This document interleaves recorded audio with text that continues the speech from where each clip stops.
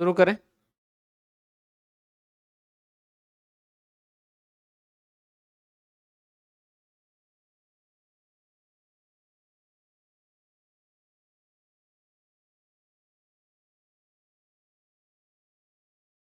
हाँ, वो भी सही है। नहीं, कुछ स्टूडेंट तो है सीरियस, कुछ स्टूडेंट तो कंटिन्यू आ रहे हैं।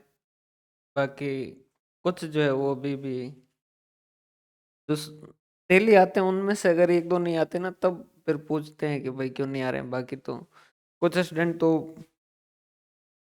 कोर्स लेते ही हैं, उसके बाद में जो एग्जाम के टाइम में देखते हैं। देखो, अपन जो है वो हो सकता है इंटरनेट शुरू ना हुआ हो। कुछ जगह जो जोधपुर में भी जो है वो अभी शुरू नहीं हुआ है, ये तो वाईफाई से तो चल रहा है। पर अब आज थोड़ा शुरू कर देते हैं, ताकि थोड़ी सी स्पीड बढ़ानी पड़ेगी। और बुधवार या गुरुवार से अपन मॉर्निंग और इवनिंग दोनों क्लास शुरू कर देते हैं। सुबह को जल्दी भी रख लेंगे।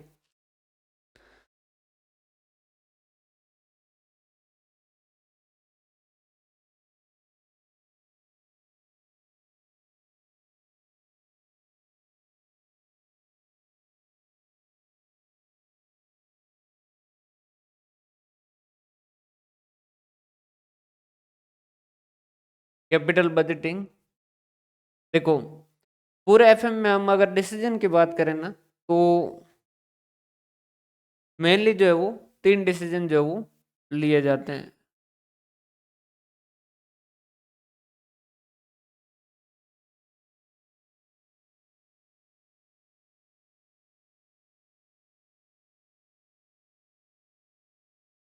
पहला जो है वो, मतलब तीन डिसीजन है, जिसमें से एक है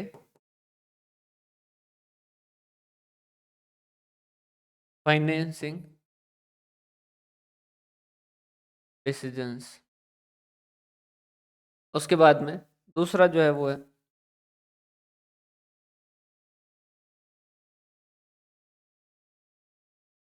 इन्वेस्टमेंट डिसीजन। और तीसरा जो है वो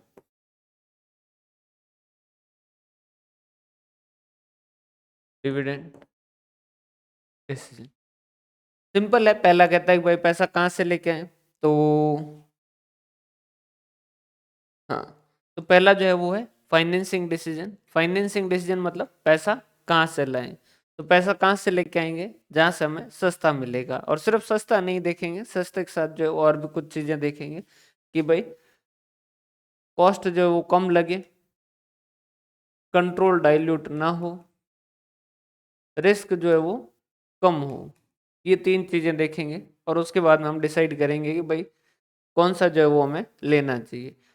इन्वेस्टमेंट करेंगे तो उस केस के अंदर फिर वही जो है वो मेनली यहाँ पर दो चीजें देखेंगे कि भाई एक तो हमें रिटर्न ज़्यादा मिले, ऐसी जगह जाओ जहाँ रिटर्न ज़्यादा मिले। और दूसरा जहाँ रिस्क जो है वो क्या हो, कम हो। क्लियर है भाई। हर इन्वेस्टमेंट नॉर्मल है कि रिस्क और रिटर्न जो वो प्रोपोर्शनेटली चलेंगे। अगर रिस्क बढ़ेगी तो रिटर्न जो वो बढ़ना चाहिए। अगर रिस्क नहीं बढ़ रही है और रिटर्न बढ़ रहा है तो बहुत बढ़िया बात है। और अगर रिटर्न जो है वो नहीं बढ़ रहा है और रिस्क बढ़ रही है तो वो हमारी जो है वो हमारे लिए खराब बात है। और दोनों को साथ में देखने के लिए हम जो क्या करते हैं, स्टेट्स का मैं जो है हम coefficient of standard deviation use करते हैं। वो जो है यहाँ भी यूज किया जाता है। और डिविडेंड डिसीजन के अंदर जो पैसा कमाया उसमें से कितना पैसा जो वो बांट देना चाहिए। क्लियर है। इसमें भी मेनली जो वो थ्योरी दो कैटेगरी में बढ़ जाती है। कुछ लोगों ने कहा कि डिविडेंड कितना दोगे, इस पे जो है वो डिपेंड करेगा कि भाई इस पे जो है वो आपका ये डिपेंड करेगा कि आपके शेयर की वैल्यू जो बढ़ेगी या नहीं बढ़ेगी। ओवरऑल हमारा जो है पूरे एफएम के अंदर मेन जो टारगेट है वो क्या है, वेल्थ मैक्सिमाइजेशन। कि हमारे वो अंदर जो पैसा लगाया शेयर होल्डर ने, जिन्होंने भी पैसा लगाया, उनकी वेल्थ जो है वो क्या होनी चाहिए, इंक्रीज होनी चाहिए। बस अपना एक ही टारगेट है। क्लियर है। देखो आगे हम जो भी थ्योरियां पढ़ेंगे फाइनेंसिंग डिसीजन के अंदर वगैरह वगैरह के अंदर, तो वहां पर हम ये चीज देखेंगे कि अल्टीमेटली हम जो है वो किसके लिए काम कर रहे हैं, हम जो है वो कर रहे हैं इक्विटी शेयर होल्डर के लिए, मतलब शेयर होल्डर के लिए मेनली देखें तो, कि शेयर होल्डर का जो है वो मार्केट के अंदर उनकी वैल्यू जो वो बढ़नी चाहिए, तो उनका ईपीएस और एमपीएस जो वो बढ़ना चाहिए, उनका ईपीएस और एमपीएस जो वो बढ़ना चाहिए, मार्केट प्राइस पर शेयर और अर्निंग पर शेयर जो वो हमारा इंक्रीज होना चाहिए, और रिस्क भी जो वो ज़्यादा ना बढ़े। ये सारा देखते हुए हम जो वो क्या करते हैं वेल्थ मैक्सिमाइजेशन, कि भाई अल्टीमेटली आपके शेयर की वैल्यू क्या है उससे कोई फर्क नहीं पड़ता। शुरू में अगर आपके पास 5,000 शेयर है, उनके 10 रुपए के भाव है, और लास्ट के अंदर 5,000 शेयर है और उनके भाव जो 15 रुपए हो गए, तो ये जो है वो आपके वैल्यू जो वो 50,000 से 75,000 हो गई है। ये आपकी वेल्थ जो है वो बढ़ी है। क्लियर है? तो जब पैसा लेके आते हैं तो हम किसके ऊपर लेके आते हैं, cost of capital. Financing decision हम इसके जस्ट बाद में पढ़ेंगे, तो उसके अंदर देखेंगे कि भाई पैसा कहाँ से लेके आए जो हमें ज़्यादा सस्ता पड़ेगा। हर सोर्स जो है उसकी अपनी अलग कॉस्ट है, और उसको कॉस्ट को कैलकुलेट करते हैं, और उसके बाद हम ओवरऑल कॉस्ट ऑफ कैपिटल जो वो कैलकुलेट करते हैं। यहाँ इस चैप्टर के अंदर हम देखेंगे कि जो हमारे पास पैसा उसको इन्वेस्ट कहाँ किया जाए। तो इन्वेस्टमेंट डिसीजन जो है, इन्वेस्टमेंट मेनली दो तरीके से होंगे आपके, इसको बड़ी कैटेगरी में देखें तो दो हिस्सों में बांटते हैं।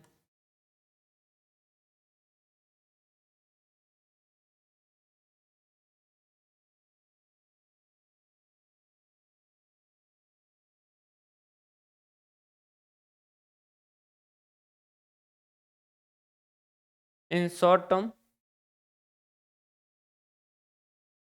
असेट्स और इन लॉन्ग टर्म असेट्स, कि हमारी जो है शॉर्ट टर्म एसेट जिसके अंदर जैसे हो गए हमारे डेटर में, इन्वेंट्री के अंदर, इनके अंदर कितना पैसा जो वो इन्वेस्ट करें। तो यहाँ जो इन्वेस्टमेंट करते हैं उनको हम क्या कहते हैं, वर्किंग कैपिटल इन्वेस्टमेंट। इसको क्या कहा जाता है, वर्किंग कैपिटल इन्वेस्टमेंट। कि वर्किंग कैपिटल में कितना इन्वेस्ट किया जाए, तो इसे हम कहते हैं वर्किंग कैपिटल इन्वेस्टमेंट। और इसे जो हम कहते हैं लॉन्ग टर्म जो है, इसे हम इन्वेस्टमेंट डिसीजन,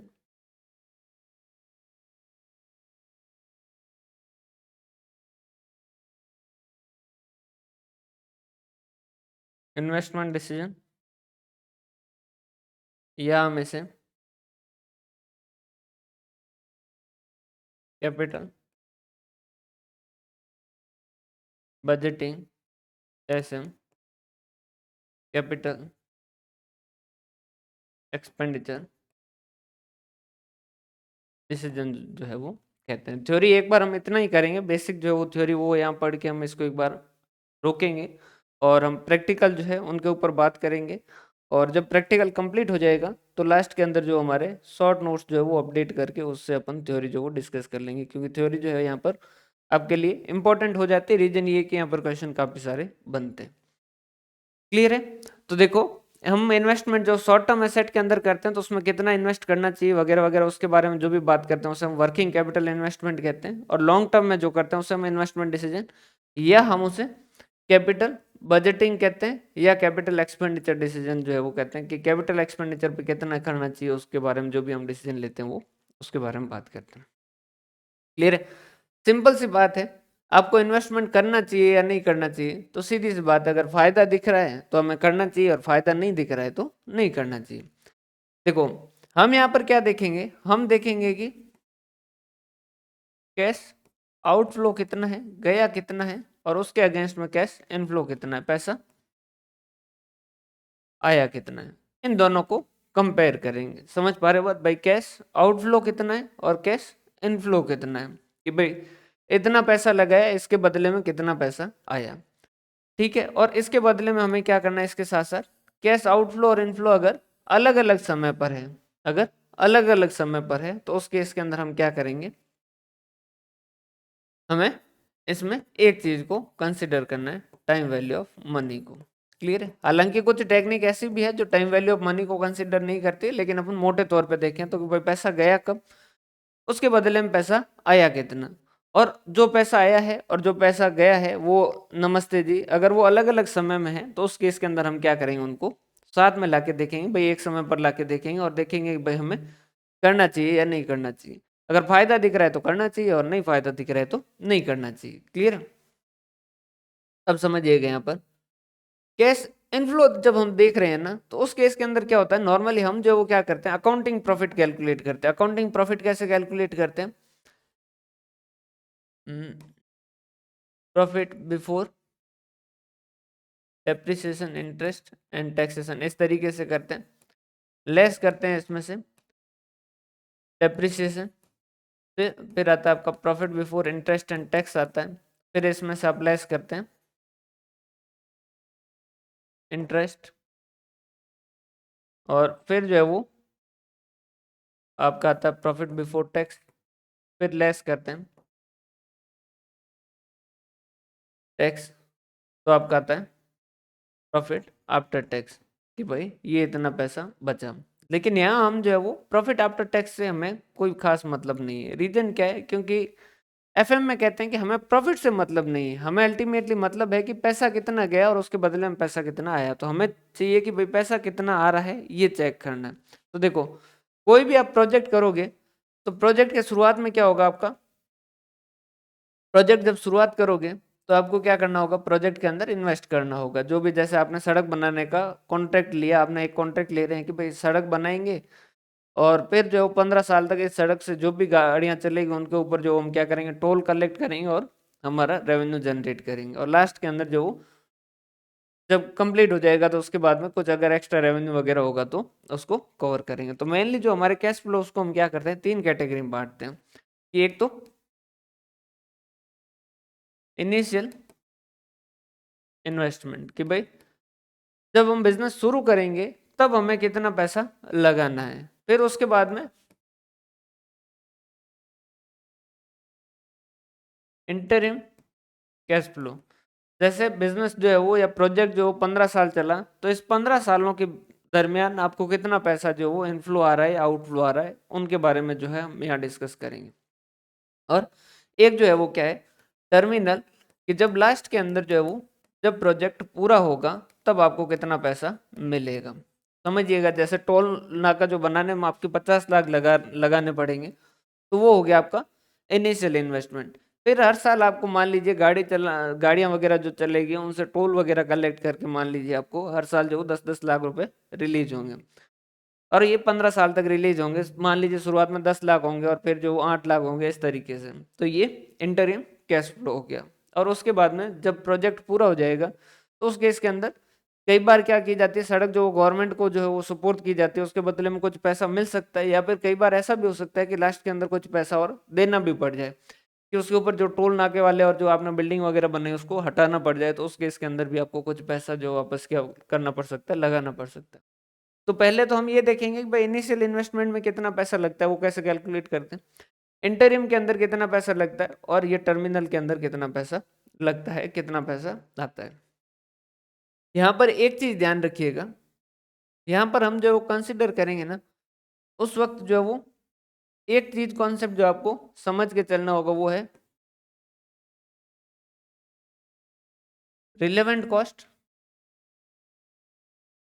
और इरेलेवेंट कॉस्ट। रिलेवेंट कॉस्ट क्या होती है? ऐसी कॉस्ट, रिलेवेंट कॉस्ट क्या है?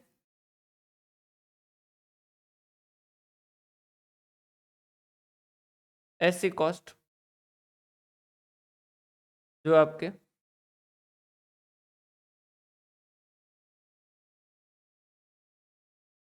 डिसीजन के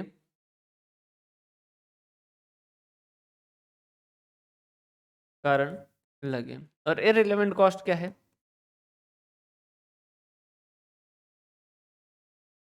ऐसी कॉस्ट जो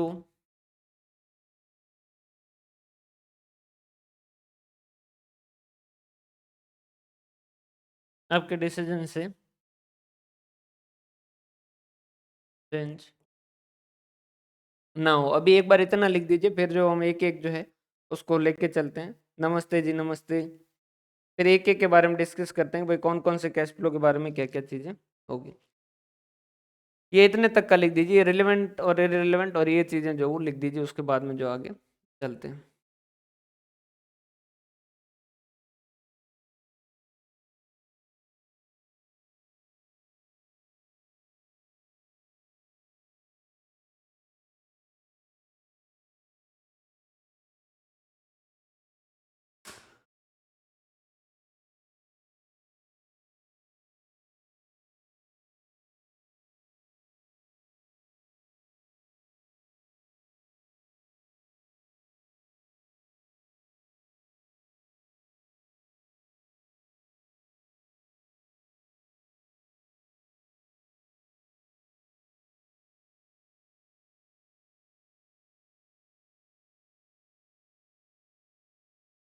क्लियर है? और वैसे नोट्स जो वो आपके अपडेट कर दिए जाएंगे, और आज ही अपडेट कर दूंगा मैं। इस बार से जो कोशिश कर रहा हूँ कि चैप्टर जो शुरू हो उससे पहले जो आपको अपडेट कर दूं, ताकि आप उसके प्रिंट आउट निकाल के रखें, और जो भी आपके उसमें ऐड करना हो एक्स्ट्रा पॉइंट तो उसे आप साथ में लिखते रहिएगा, लेफ्ट साइड या राइट साइड के अंदर। प्रिंट आउट एक ही पेज, एक पेज का एक साइड का करवाइएगा, एक पेज जो खाली रखिएगा। रखते हैं, बहुत जल्दी रखते हैं, बहुत ही जल्दी रखने का प्लान कर रहे हैं।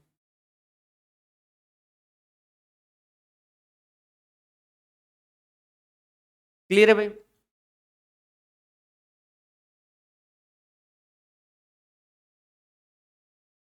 क्लियर है? यहाँ तक की बात समझिए। अब देखो, हम जब कैश फ्लो की बात करेंगे ना, तो उससे पहले कुछ चीजें जो वो आपको समझनी होगी। समझनी कौन कौन सी होगी? जैसे पर्टिकुलर कोई भी कैश फ्लो का इफेक्ट कैश फ्लो पे क्या आएगा? डेप्रिसिएशन, और भी कैसे कोई अगर अदर एंड अदर, नॉर्मली ऐसा कोई है नहीं, बाकी अगर और कोई हो अदर नॉन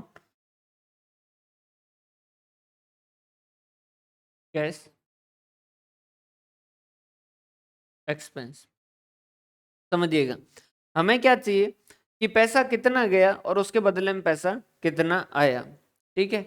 लेकिन अकाउंट के अंदर जब हम प्रॉफिट बिफोर टैक्स और उसके बाद में टैक्स वगैरह लेस करते हैं, वगैरह वगैरह करते हैं, तो उस केस के अंदर क्या करते हैं, कुछ नॉन कैश आइटम जो है उनको क्या करते हैं, कंसिडर करते हैं कि भाई profit before depreciation and tax था, उसमें से डेप्रिसिएशन जो लेस किया, फिर उसके बाद में इंटरेस्ट लेस किया, फिर टैक्स लेस किया, और इस तरीके से जो आपका प्रॉफिट कैलकुलेट हुआ। अब यहाँ पर हमें क्या चाहिए कि पैसा कितना आया। तो ये जो डेप्रिसिएशन लेस किया है, ये आपने खर्चा लेस किया है, लेकिन इसमें एक्चुअल में क्या है, पैसा तो गया ही नहीं है, लेकिन फिर भी डेप्रिसिएशन जो क्या हो चुका है, लेस हो चुका है।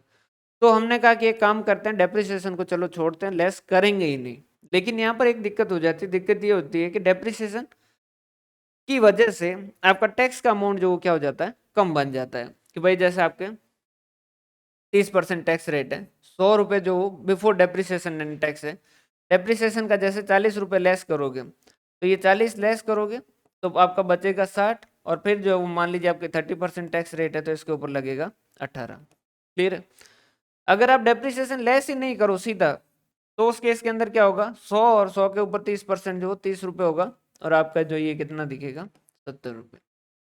तो हमें क्या करना पड़ेगा, पहले जो डेप्रिसिएशन लेस करके, फिर टैक्स को लेस करके, फिर डेप्रिसिएशन को वापस क्या करना पड़ेगा, ऐड करना पड़ेगा। समझिएगा, 100 रुपये हमने कमाए, ठीक है, इस वाले केस में 100 रुपये हमने कमाए, उसमें से 40 रुपये हमने डेप्रिसिएशन के लेस किए, तो हमारा इनकम कितना बचा, 60 रुपये। 60 रुपये पे 30% के हिसाब से टैक्स कितना कटा, 18 रुपये। तो यूं समझिए कि हमने 100 रुपये कमाए, उसमें से 18 रुपये का टैक्स दिया, ठीक है, 18 रुपये का टैक्स दिया। तो अल्टीमेटली हमारे पास पैसा आया कितना, 100 में से 18 गए 82। क्लियर है? और यहाँ पर हम कैसे कैलकुलेट कर रहे हैं, देखो 60 में से 18 गए, कितने बचे आपके, 42।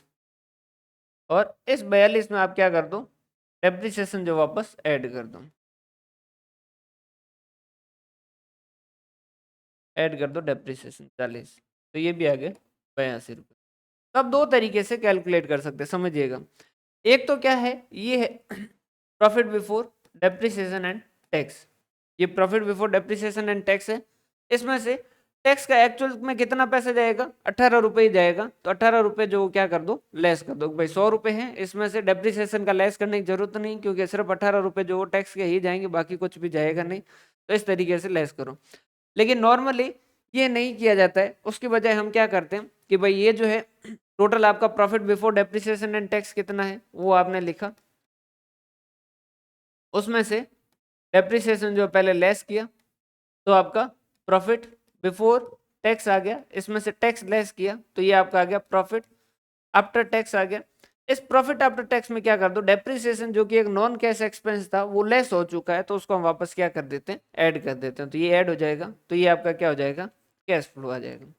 कितना पैसा आया, या सीधा समझा तो 100 रुपए जो हमारे इनकम थी, इसमें से डेप्रिसिएशन लेस करने की जरूरत नहीं है, क्योंकि ये नॉन कैश आइटम है।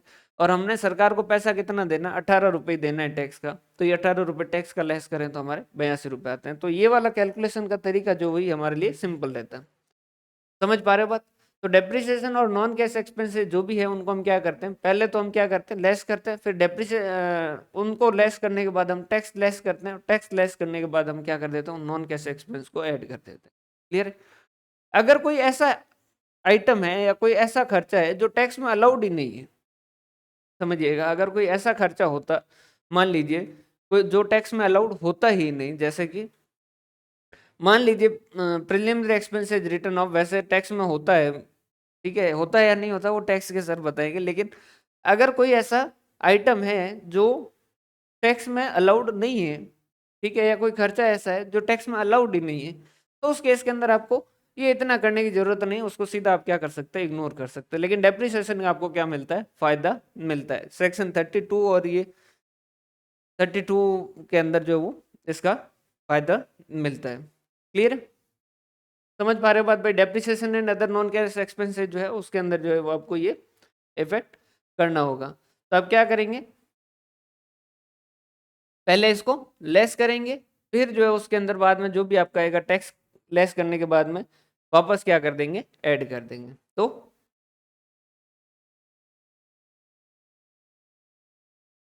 आफ्टर टैक्स इनकम में नॉन कैश एक्सपेंस जो कि नॉर्मली आपका डेप्रिसिएशन ही है,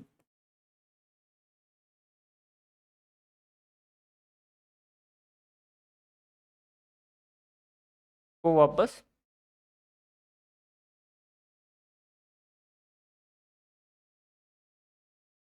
ऐड बैक कर देंगे। क्लियर है भाई, ये लिख चुके हो।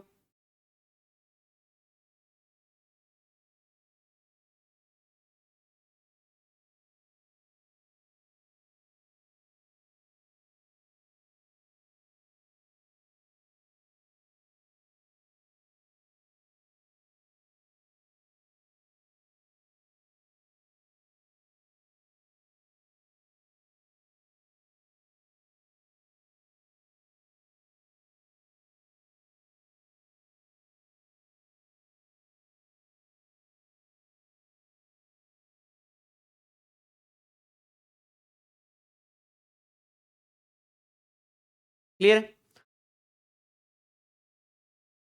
यहाँ पर लिख दीजिए, वैसे इतना जो है वो पूछा नहीं जाए, लेकिन आपको पता होना चाहिए। एक ऐसी नोटबुक जो आप ये बना रहे हो ना, ये आप ऐसे बनाइएगा कि फिर जो है वो आपको कभी भी, जैसे किसी को कोई अगर आपसे नोट्स वगैरह मांगे या आप किसी को हेल्प करना चाहो बाद में, जब आपका एग्जाम क्लियर हो जाए, तो उसके बाद में उसको जब भी कुछ चीज़ें समझा नहीं हो, या कॉलेज के अंदर जब भी कभी पढ़ा हो, तो उस केस के अंदर जो आपको आपके पास एक सोर्स जो है वो ऐसा होना चाहिए, जिससे आप क्या कर सकते हो, जब आप चाहो तब उसको क्या करना शुरू कर सकते हो, पढ़ाना शुरू कर सकते हो।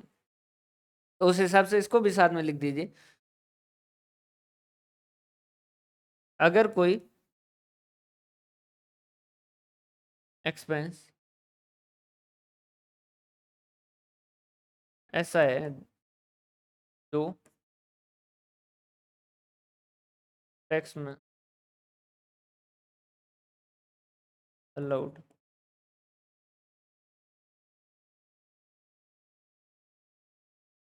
अगर कोई ये नॉन कैश लिख, अगर कोई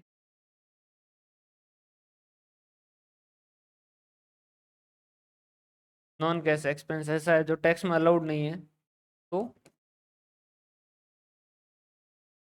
उसे ignore.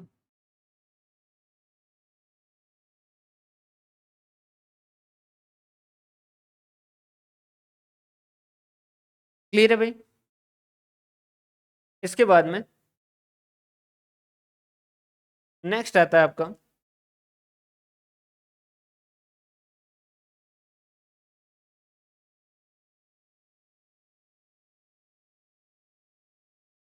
Opportunity cost. Opportunity cost को आप यूं भी कह सकते हैं कि ये जो है वो सेकंड बेस्ट अल्टरनेटिव की कॉस्ट है। समझिएगा ये क्या है,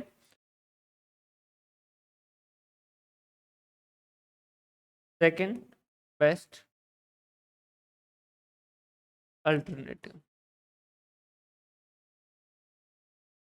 भाई समझिएगा, जैसे जब सीए कंप्लीट हुई तो उसके बाद में अलग अलग ऑप्शन थे, जैसे कि या तो किसी जॉब में चले जाए, क्लियर है, और काफ़ी सारे फ्रेंड जो वो इसमें चले गए, और काफ़ी जो है वो क्या चले गए, प्रैक्टिस में चले गए, और कुछ जो वो क्या हो गए, टीचिंग के अंदर आए। क्लियर है, टीचिंग में जो है हमारे फ्रेंड में वो तो आपको पता ही है, तीनों साथ ही है। या प्रैक्टिस में जाया जा सकता था, या जॉब में जा सकता था। अभी के लिए मानते हैं कि तीनों इंडिविजुअल है, इसमें से ऐसा नहीं है कि ये और ये साथ किया जा सकता है या ये और ये साथ किया जा सकता है। वैसे प्रैक्टिस और टीचिंग साथ चलती है, लेकिन फिर भी अपन जो ऐसा मान के चलते हैं। अगर जॉब करते हैं मान लीजिए, तो उस केस के अंदर नॉर्मली जैसे अभी जो बाकी के जो भी सीए जिन्होंने जॉब वाला सेलेक्ट किया, उनका जो नॉर्मली भाई 18 लाख जो है वो पर एनम के हिसाब से वो कमा रहे हैं, 18 लाख पर एनम के हिसाब से जो कमा रहे हैं, जो भी जिन्होंने ये वाला ज्वाइन किया।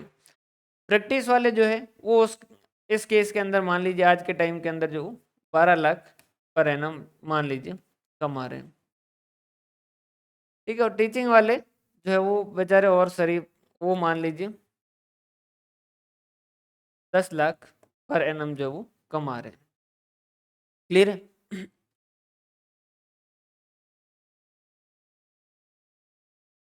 सेकंड वाला पॉइंट, जैसे कोई एक्सपेंस ऐसा है, यहाँ समझ लीजिएगा, अगर कोई नॉन कैश एक्सपेंस ऐसा है जो टैक्स में अलाउड ही नहीं है, तो अपन क्या करते हैं, पहले डेप्रिसिएशन तो जैसे लेस करते हैं, फिर टैक्स लेस करते हैं। क्यों? क्योंकि डेप्रिसिएशन का टैक्स में फायदा मिलता है।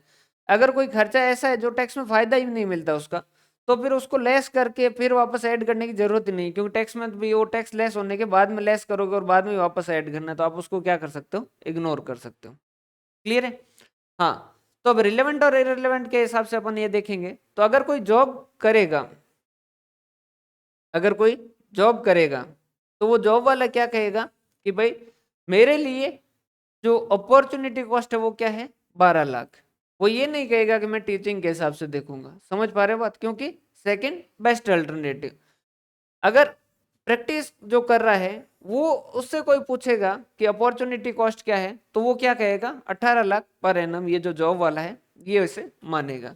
या जो टीचिंग के अंदर है, इससे कोई पूछेगा कि अपॉर्चुनिटी कॉस्ट क्या है, तो वो उस केस के अंदर क्या मानेगा, ये 18 लाख पर एनम को मानेगा। तो ये क्या होता है, सेकंड बेस्ट अल्टरनेटिव। जैसे कि ये जो बिल्डिंग है इसको मान लीजिए किराए पे दिया जा सकता था, और किराए पे देके मान लीजिए कि साल भर के अंदर 6 लाख रुपए पर एनम के हिसाब से किराया लिया जा सकता था। क्लियर है? तो ये 6 लाख रुपए मुझे मिलते, सीधी सी बात है, अगर ये बिल्डिंग मेरी है और मैं इसे किराए पे दे सकता हूँ, और उससे मुझे 6 लाख रुपए जो रिसीव होने वाले हैं। अब अगर इसके अंदर मैं बिजनेस करना शुरू करूंगा, तो उस केस के अंदर अब उस बिजनेस के कारण जो ये क्या है, ये 6 लाख रुपए आने बंद हो जाएंगे। समझ पा रहे हो बात? अब यहाँ पर तीन किराएदार, जैसे एक जो वो 4 लाख देता है, एक 5 लाख देता है, एक 6 लाख देता है, तो मैं 6 लाख वाले कंसिडर करूंगा। समझ पा रहे हो बात? तो ये जो 6 लाख रुपए हैं, ये जैसे ही मैं बिजनेस शुरू करूंगा वैसे ही ये 6 लाख रुपए आने बंद हो जाएंगे। क्लियर है? तो क्या ये मेरे एक तरीके से आउटफ्लो है क्या? यूं देखे तो आउटफ्लो नहीं है, पैसा जा तो नहीं रहा है, लेकिन फिर भी एक तरीके से मेरा आउटफ्लो है, क्योंकि ये पैसा आता, मेरे पास तो कैश आ ही रहा था, और कैश आने से जो है ये क्या हो गया, रुक गया। तो ये भी क्या मानी जाएगी हमारे लिए, एक तरीके से कैश आउटफ्लो। क्यों? क्योंकि अगर मैं ये बिजनेस जो वो नहीं करता, तो उस केस के अंदर मेरे पास तो ये 6 लाख रुपए आ रहे थे, ये 6 लाख रुपए आ रहे थे, और जैसे ही बिजनेस शुरू किया उस वजह से ये जो 6 लाख आना बंद हो गए। मतलब कि एक इनफ्लो जो है वो रुक गया। इनफ्लो का रुकना जो वो एज गुड एज जो वो क्या है, आउटफ्लो है। समझ पा रहे बात? पैसा आने से रुक जाना एक तरीके से क्या है, same as good as outflow है। क्लियर है? तो इस अपॉर्चुनिटी कॉस्ट को हम क्या मानेंगे, कंसिडर करेंगे क्या? बिल्कुल कंसिडर करेंगे इसको, इसको कंसिडर करेंगे। समझ पा रहे बात? मतलब कि ये एक आउटफ्लो जो वो रहेगा। समझ पा रहे हो बात?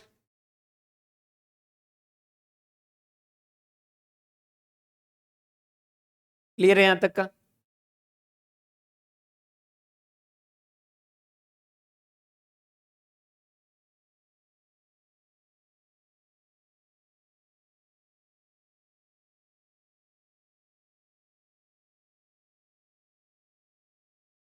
कि संदीप सर और भरत सर के जो है, उन्होंने अपने हाइट के हिसाब से जो बोर्ड लगवा दिया, तो मैंने तो कभी यहाँ लिखा ही नहीं। मेरे लिए बोर्ड हमेशा इतना ही रहा है। संदीप सर के लिए ये जो है वो ऊपर की साइड जो यूज करने लायक है। संक कॉस्ट, संक कॉस्ट क्या होती है? संक कॉस्ट जो है वो क्या होती है?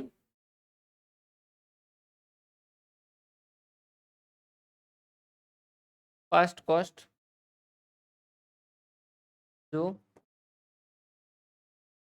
इनकर्ड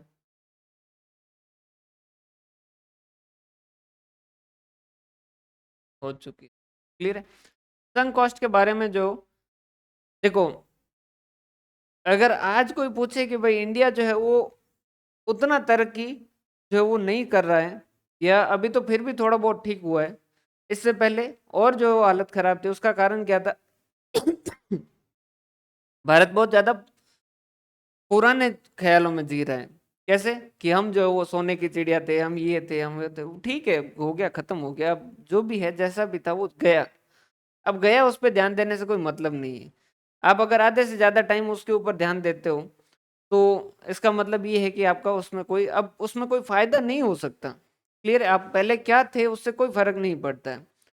अब आप क्या हो, आगे आप क्या होगे, अब आप क्या स्टेप ले रहे हो, ये जो है वो चीजें मायने रखती है। आपने जो ये पेन जैसे खरीदा, मान लीजिए आपने जो पहले एक चलता था ब्लैकबेरी का मोबाइल, आपने मान लीजिए ब्लैकबेरी का फोन जो उस टाइम खरीदा और 20,000 में खरीदा, और वो आपके उस टाइम के हिसाब से जो भी फ्रेंड थे उनमें से सबसे जो महंगा फोन वही था। अब आज अगर उसे बेचने जाओगे और आप कहोगे कि नहीं, उस वक्त मैंने 20,000 में खरीदा था, वो सबसे महंगा है, आज जो आईफोन 14 वगैरह जो 160-70 के भाव है, तो उससे ज्यादा उस भाव के अंदर बेचूंगा, क्या वो बेच पाओगे क्या? नहीं। समझ पा रहे हो बात? क्यों? क्योंकि ये जो पैसा है, ये जो बातें हैं, ये सारी पुरानी है, ये जा चुकी है, ये पैसा जा चुका है। अब आपके लिए इसका कोई मतलब नहीं है, तो ये क्या हो जाएगी आपके लिए, एक तरीके से इररिलेवेंट कॉस्ट हो जाएगी। इसे कंसिडर करने का कोई फायदा नहीं है। जैसे ये पेन जो मैंने आज से 2 साल पहले मान लीजिए 50,000 में खरीदी थी, आज जो है वो यही टेक्नोलॉजी की पेन जो 5,000 में बिक रही है। क्लियर है? तो क्या मैं इसे 50,000 के भाव से बेच पाऊंगा क्या? नहीं। समझ पा रहे बात? ये तो आगे वाला जो खरीदेगा वो क्या देखेगा, आज जो है ये इसकी वैल्यू क्या है, तो ये जो पुरानी वैल्यू है उससे हमें कोई खास फर्क पड़ेगा नहीं, तो इसे हम क्या करेंगे, कंसिडर नहीं करेंगे। क्लियर है? भाई कोई डाउट हो तो आप लिखते रहिएगा।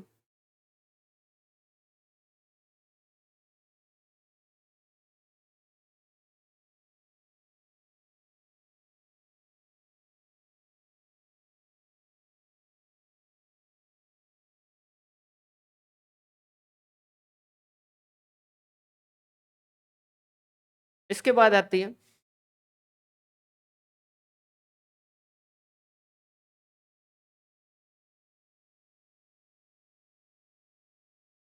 Committed cost. कमिटेड में जो है वो स्पेलिंग जो है क्या होगी भाई?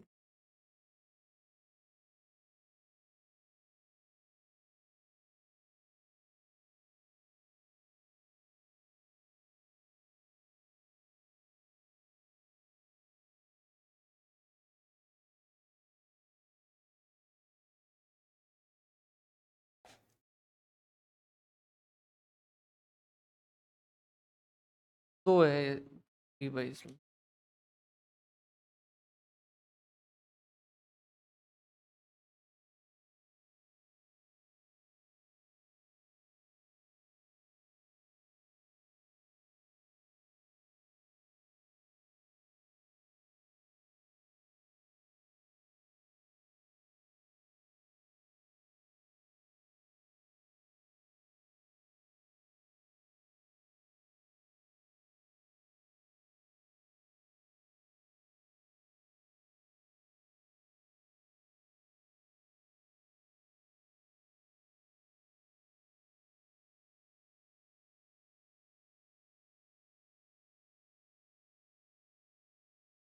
जैसे मान लीजिए, समझिएगा, आप जो है कीबोर्ड वाले मोबाइल बनाने का काम जो वो शुरू करने वाले थे, और आपने जो उसके लिए जो मोबाइल कीबोर्ड है उसको खरीदने का एक कॉन्ट्रैक्ट कर लिया।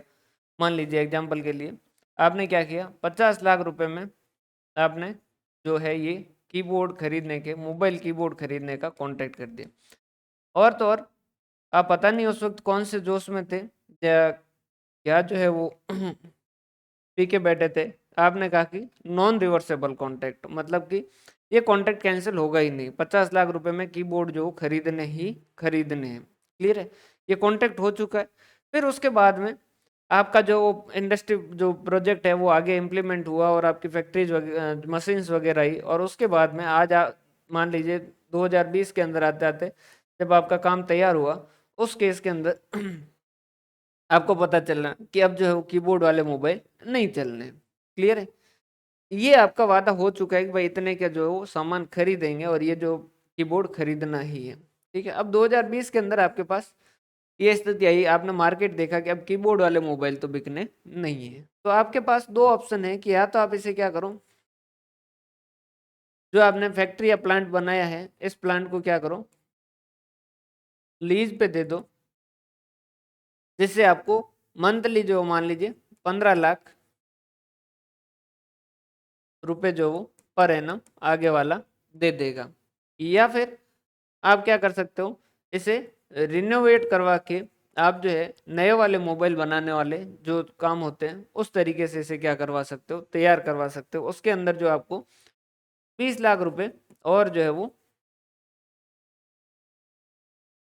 लगेंगे। क्लियर है, अब आप इन दोनों में से कोई सा भी डिसाइड करो, क्या इससे कोई फर्क पड़ेगा क्या? नहीं। क्यों? क्योंकि ये कमिटमेंट हो चुका है। अब ये जो है इसमें आप चाहे ये डिसाइड करो, चाहे वो डिसाइड करो, चाहे फैक्ट्री को बंद रखने का डिसाइड करो, या जो है वो किसी को गिफ्ट कर दो, कुछ भी कर लो, ये जो है ये क्या हो चुका है, कमिट हो चुका है, मतलब कि ये एग्रीमेंट बन चुका है, कॉन्ट्रैक्ट हो चुका है। और अब ये जो कॉन्ट्रैक्ट क्या है, इरिवर्सिबल है, अब जो है इसे चेंज नहीं किया जा सकता। तो आप कुछ भी निर्णय लो, ये आपके निर्णय से बदलने वाला नहीं है, और क्योंकि ये आपके निर्णय से बदलने वाली कॉस्ट नहीं है, तो ये आपके लिए क्या है, एक इरेलीवेंट कॉस्ट है।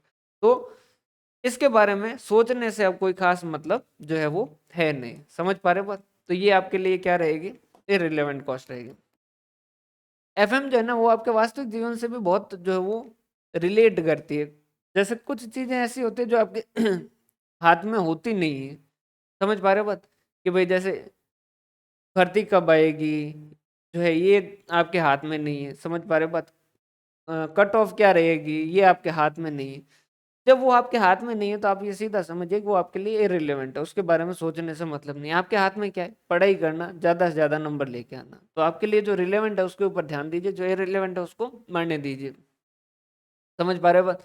एक जीवन है, कौन सा ब्रह्मांड जो वो अपने हाथों में करना है। क्लियर है, कमिटेड कॉस्ट, तो ये जो है वो हमारे लिए क्या है, इरेलीवेंट कॉस्ट। और ये जो क्या है, इसे क्या करेंगे हम,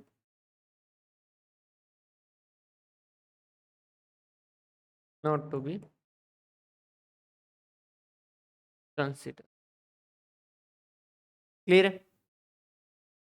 समझ पा रहे हो बात? भाई यहाँ तक में कोई डाउट हो तो बता दीजिए।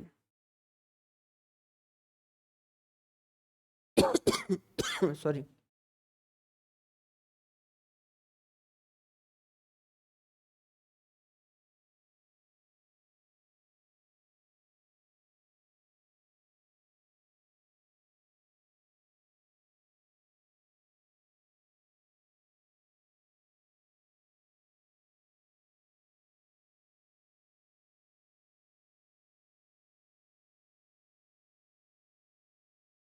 भाई मेरी मात्राएं देख के अपनी मात्राएं जो वो मत रखिएगा, क्योंकि मेरी मात्राएं जो वो आधे से ज्यादा गलत है। क्लियर है,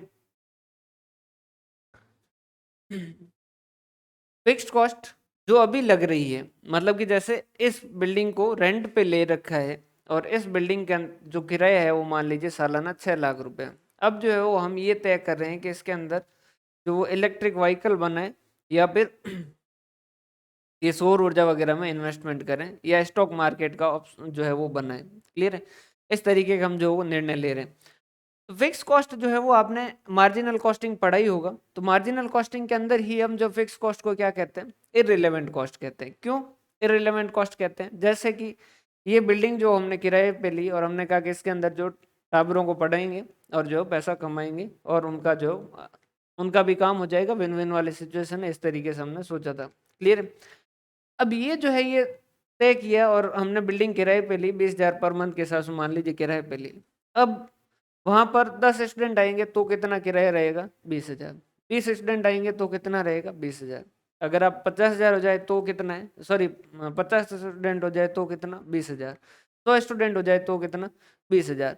तो आप चाहे जितने स्टूडेंट हो या फिर कोई स्टूडेंट है ही नहीं, कोई आया ही नहीं है और जो है वो 3 फैकल्टी ही रह रही है, तो उस केस के अंदर भी जो किराया जो है आपको उतना ही जो 20,000 देना है। समझ पा रहे हो बात? तो क्लियर है? तो ये जो है ये कभी भी आपका चेंज जो वो नहीं होता है, तो इस वजह से ये आपका क्या है, एक तरीके से इररिलेवेंट कॉस्ट है।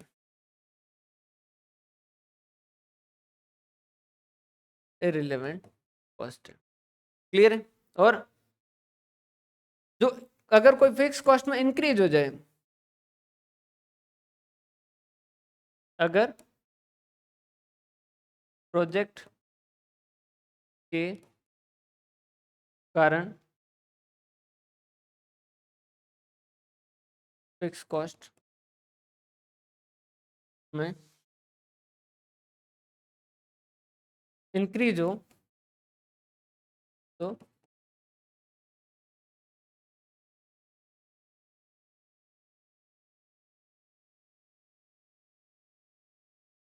इंक्रीज होने वाली कॉस्ट रिलेवेंट हो जाएगी।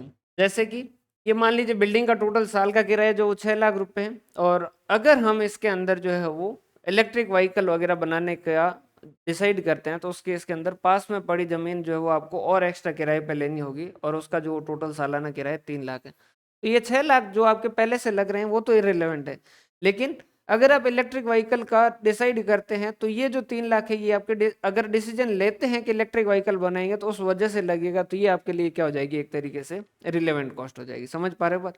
जैसे कि एक फैक्ट्री है, उस फैक्ट्री के अंदर जो है उस फैक्ट्री का किराया जो आपका सालाना 6 लाख रुपए, नए नया जो प्रोजेक्ट लगा रहे हैं उसकी मशीन जो उसी फैक्ट्री के अंदर इतनी जगह है कि उसी के अंदर जो लगाई जा सकती है, तब तो वो उसकी कॉस्ट जो फिक्स कॉस्ट क्या है, इररिलेवेंट, क्योंकि उसकी वजह से कोई एक्स्ट्रा लग नहीं रहा है। भाई जगह बची हुई है, अगर उससे मशीन से कुछ फायदा मिल रहा है तो मशीन से फायदा लीजिए।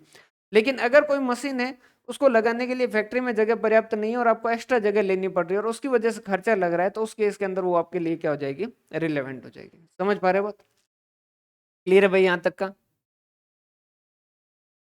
यहाँ तक का क्लियर है? कोई डाउट वाउट तो नहीं है यहाँ तक? अब एक जो है वो आता है जिसके ऊपर जो क्वेश्चन भी बन सकता है, थोड़ा इस पे ध्यान भी दीजिएगा।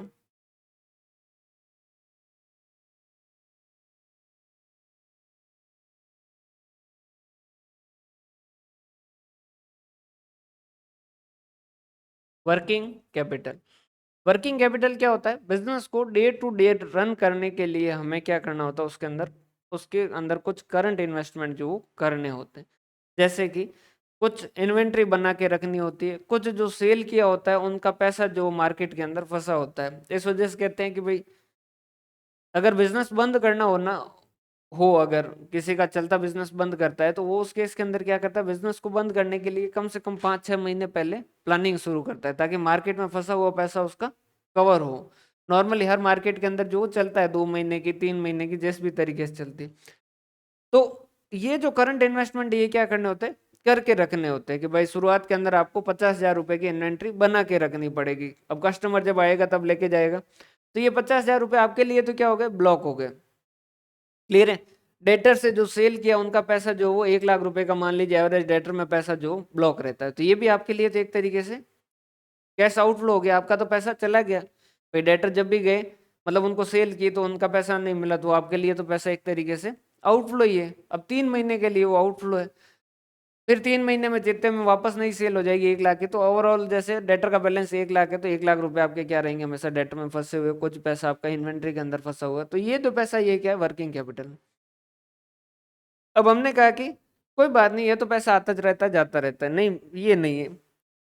और जब बिजनेस पूरा होगा तो उस केस के अंदर पैसा तो वापस रिलीज होगा। जैसे अभी एक कोई फ्रेंड है जिन्होंने अभी सूरत के अंदर उनका बिजनेस था और उन्होंने जो साड़ी का बिजनेस बंद किया, तो कल परसों ही मिले थे तो वो बता रहे थे, उन्होंने पहले ही बता दिया था साल भर, और अभी जो है वो उन्होंने दुकान जो पूरी तरीके से क्लोज की। तो हमने पूछा कि इतना टाइम क्यों लगा, तो उन्होंने कहा कि मार्केट में पैसा फंसा था, उसको कवर करने में लगे हुए थे। मतलब कि जो जिनको सेल कर दिया था उनके अंदर नॉर्मल 6 महीने का जो उधारी चलती है, तो 6 महीने जो है वो उनके उधार, पहले 6 महीने पहले जो सेल किया उनका पैसा उधार जो था वो बाकी था, और उस टाइम तक सेल चल रही थी, तो वहां तक का जो पैसा जो बाकी उनको कवर करने में 6 महीने जो लगते हैं। तो अगर दुकान बंद कर दे तो आगे वाला पैसा मना कर दे तो उसको कवर करने में 6 महीने लगते हैं। तो वर्किंग कैपिटल में पैसा जो जिस दिन बिजनेस शुरू करते हो उस दिन आपको ये इन्वेंट्री बना के रखनी पड़ेगी, ये सेल वगैरह करना पड़ेगा, ये उस दिन पैसा आपका जाएगा।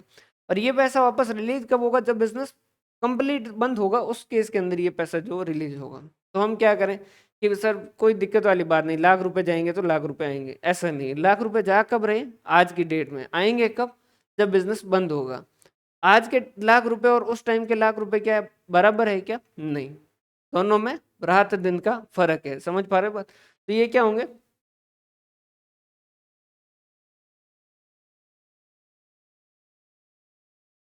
आउटफ्लो होगा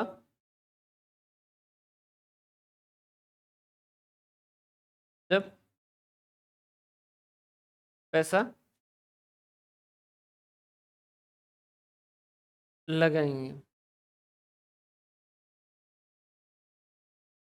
क्लियर है?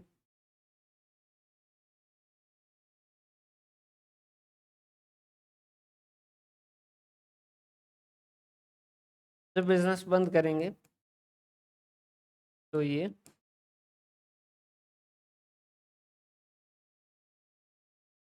पैसा वापस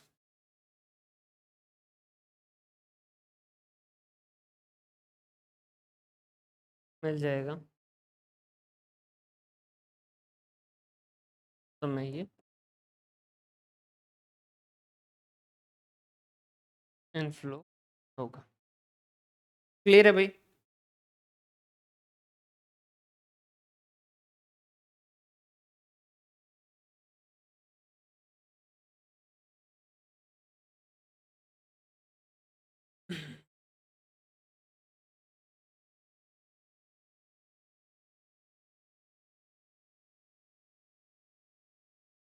क्लियर है?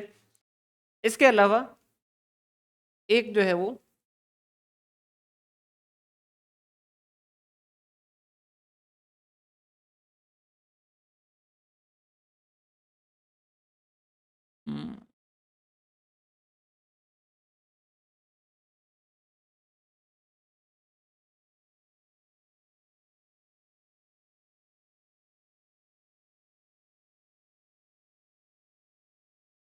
एलोकेटेड या अपोर्शन ओवरहेड। ये क्या होते हैं, जैसे कुछ खर्चे तो क्या होता है किसी से डायरेक्ट रिलेटेड है।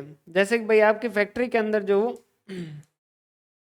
4 प्रोजेक्ट बन रहे हैं, जैसे कि एक जो है वो मोबाइल बन रहा है, एक जो है उसका चार्जर बन रहा है, और एक जो चार्जर की पिन बन रही है, और एक जो है वो पबजी खेलने वाला डिवाइस बन रहा है। ये 4 चीजें जो बन रही है। क्लियर है? अब कुछ खर्चे तो जैसे कि पर्टिकुलर मोबाइल बनाने वाली मशीन है उसके खर्चे उससे रिलेटेड है। ठीक है, चार्जर बनाने वाली मशीन से रिलेटेड खर्चे चार्जर की कॉस्ट के अंदर ऐड होंगे। पिन बनाने वाली जो मशीन है उसके खर्चे उसकी पिन के अंदर ऐड करेंगे, कोई दिक्कत वाली बात नहीं। पबजी खेलने वाला जो डिवाइस है, मतलब गेम डिवाइस जो है वो इसी से रिलेटेड होगा, उसमें कोई चेंज नहीं है। हाँ है, दोनों अलग है, दोनों अलग है।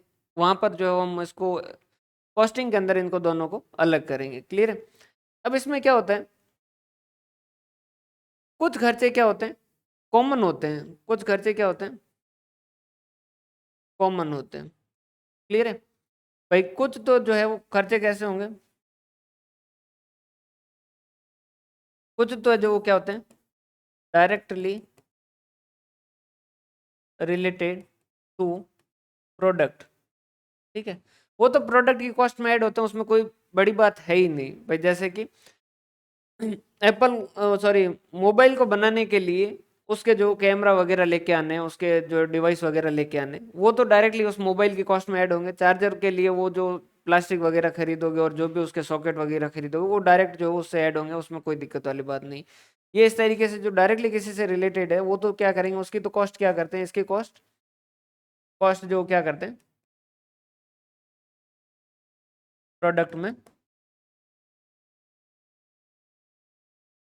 ऐड करते हैं। क्लियर है। उसके बाद में आता है एलोकेटेड ओवरहेड।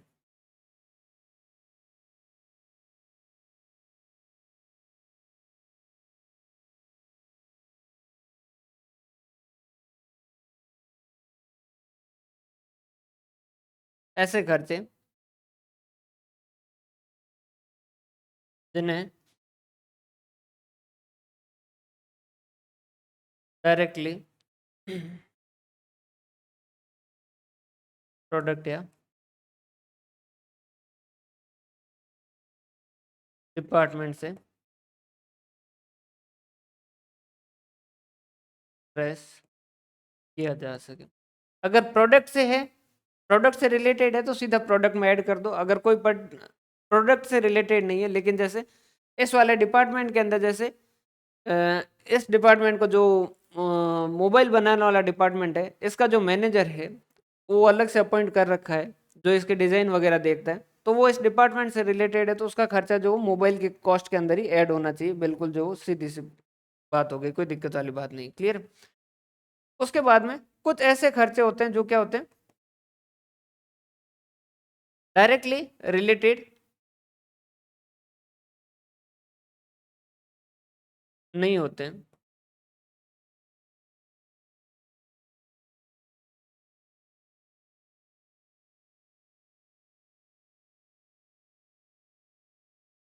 जो डायरेक्टली ट्रेस नहीं होते हैं रीजनेबल बेसिस पर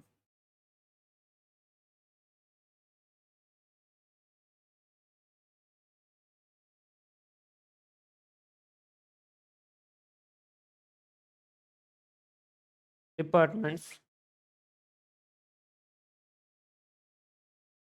में बांटे जाते हैं। क्लियर है।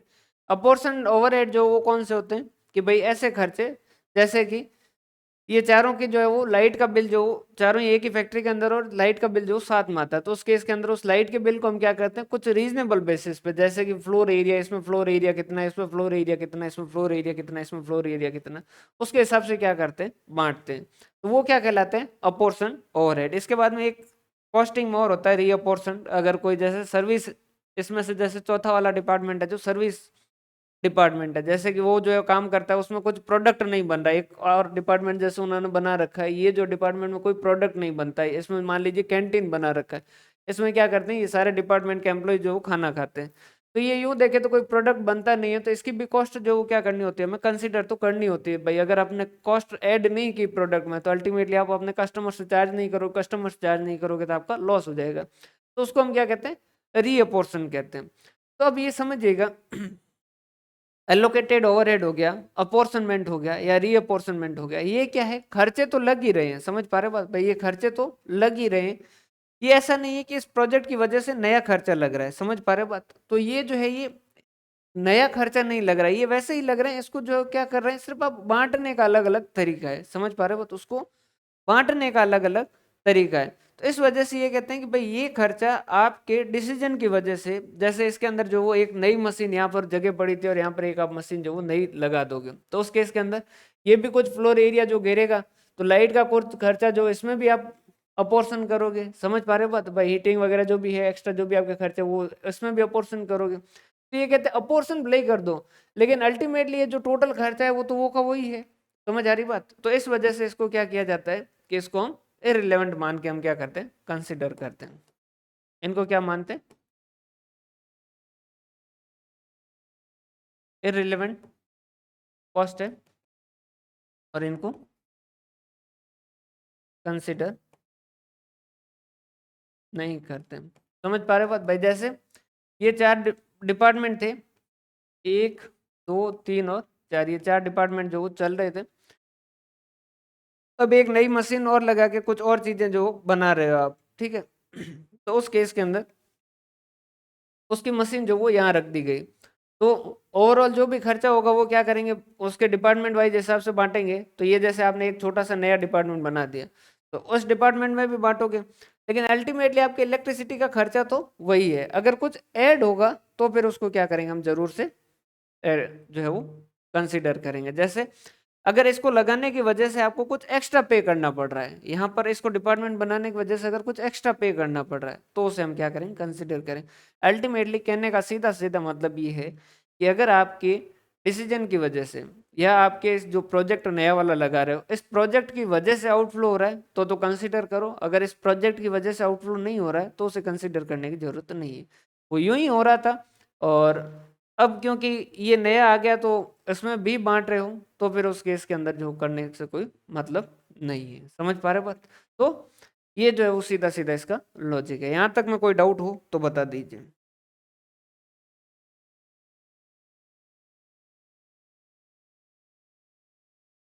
क्लियर है यहां तक कभी?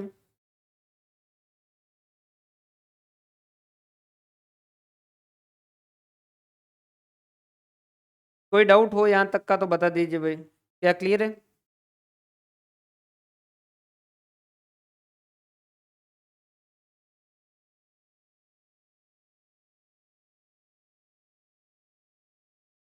आगे बढ़े। कोई आउटफ्लो हो रहा है प्रोजेक्ट की, इनफ्लो मानेंगे। जैसे कि अगर आप ये नहीं करते हैं तो उस केस के अंदर जो आपका आउटफ्लो जो है वो हो रहा था, पैसा जो वो जा रहा था, और उसके बाद में जो है वो ये प्रोजेक्ट करने की वजह से पैसा जाना बंद हो गया, तो वो आपके लिए क्या हो जाएगा, इनफ्लो हो जाएगा। समझ पा रहे हो बात? क्लियर है भाई?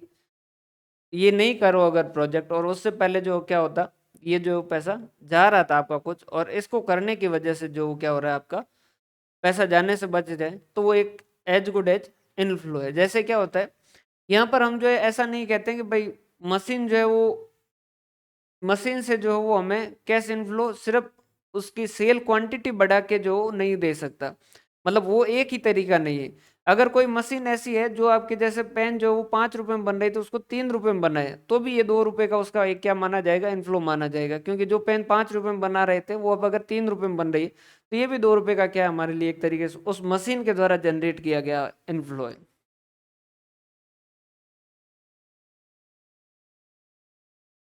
क्लियर है? और वर्किंग कैपिटल सीधा सा है, जिस वक्त लगाओगे पैसा उस, जिस वक्त वर्किंग कैपिटल के लिए पैसा लगाओगे उसमें बिजनेस में, आउटफ्लो मान लेंगे उस वक्त, और जब बिजनेस बंद होगा तो वर्किंग कैपिटल का पैसा वापस रिलीज हो जाएगा, तो उस वक्त हमारे लिए क्या हो जाएगा, वो एक तरीके से इनफ्लो हो जाएगा। समझ आ रही है बात? क्लियर? इसके बाद में समझिएगा, इसके बाद में जो हम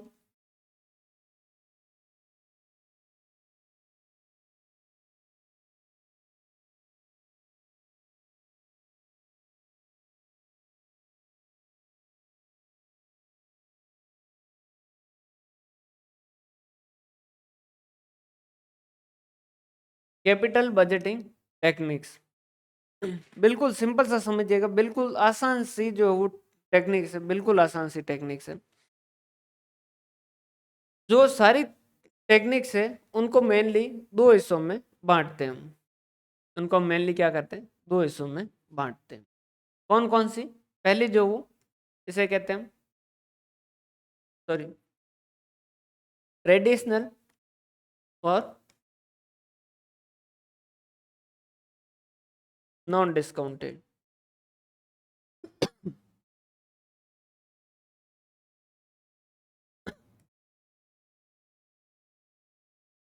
या फिर डिस्काउंटेड कैश फ्लो।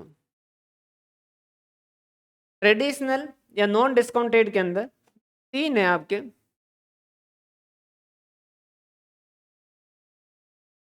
पे back period method,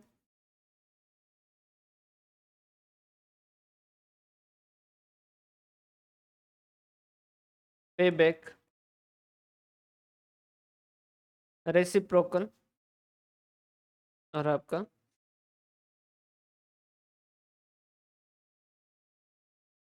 accounting rate of return. इधर है आपका एनपीवी, आईआरआर, एमआईआरआर, जैसे टर्मिनल कैश फ्लो भी कहा जाता है।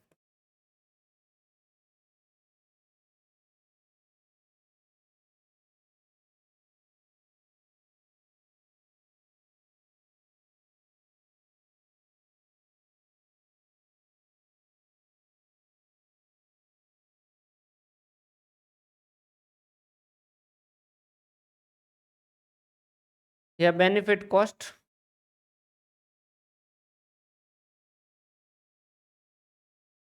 टेक्निक या इंडेक्स कुछ भी कह दो, ये हो गया।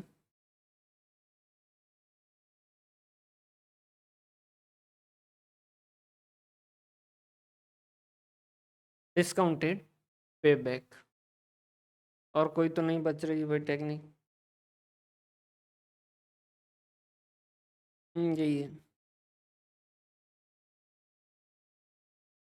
ये जो है मुख्यतः आपकी ये टेक्निक्स जो है वो है।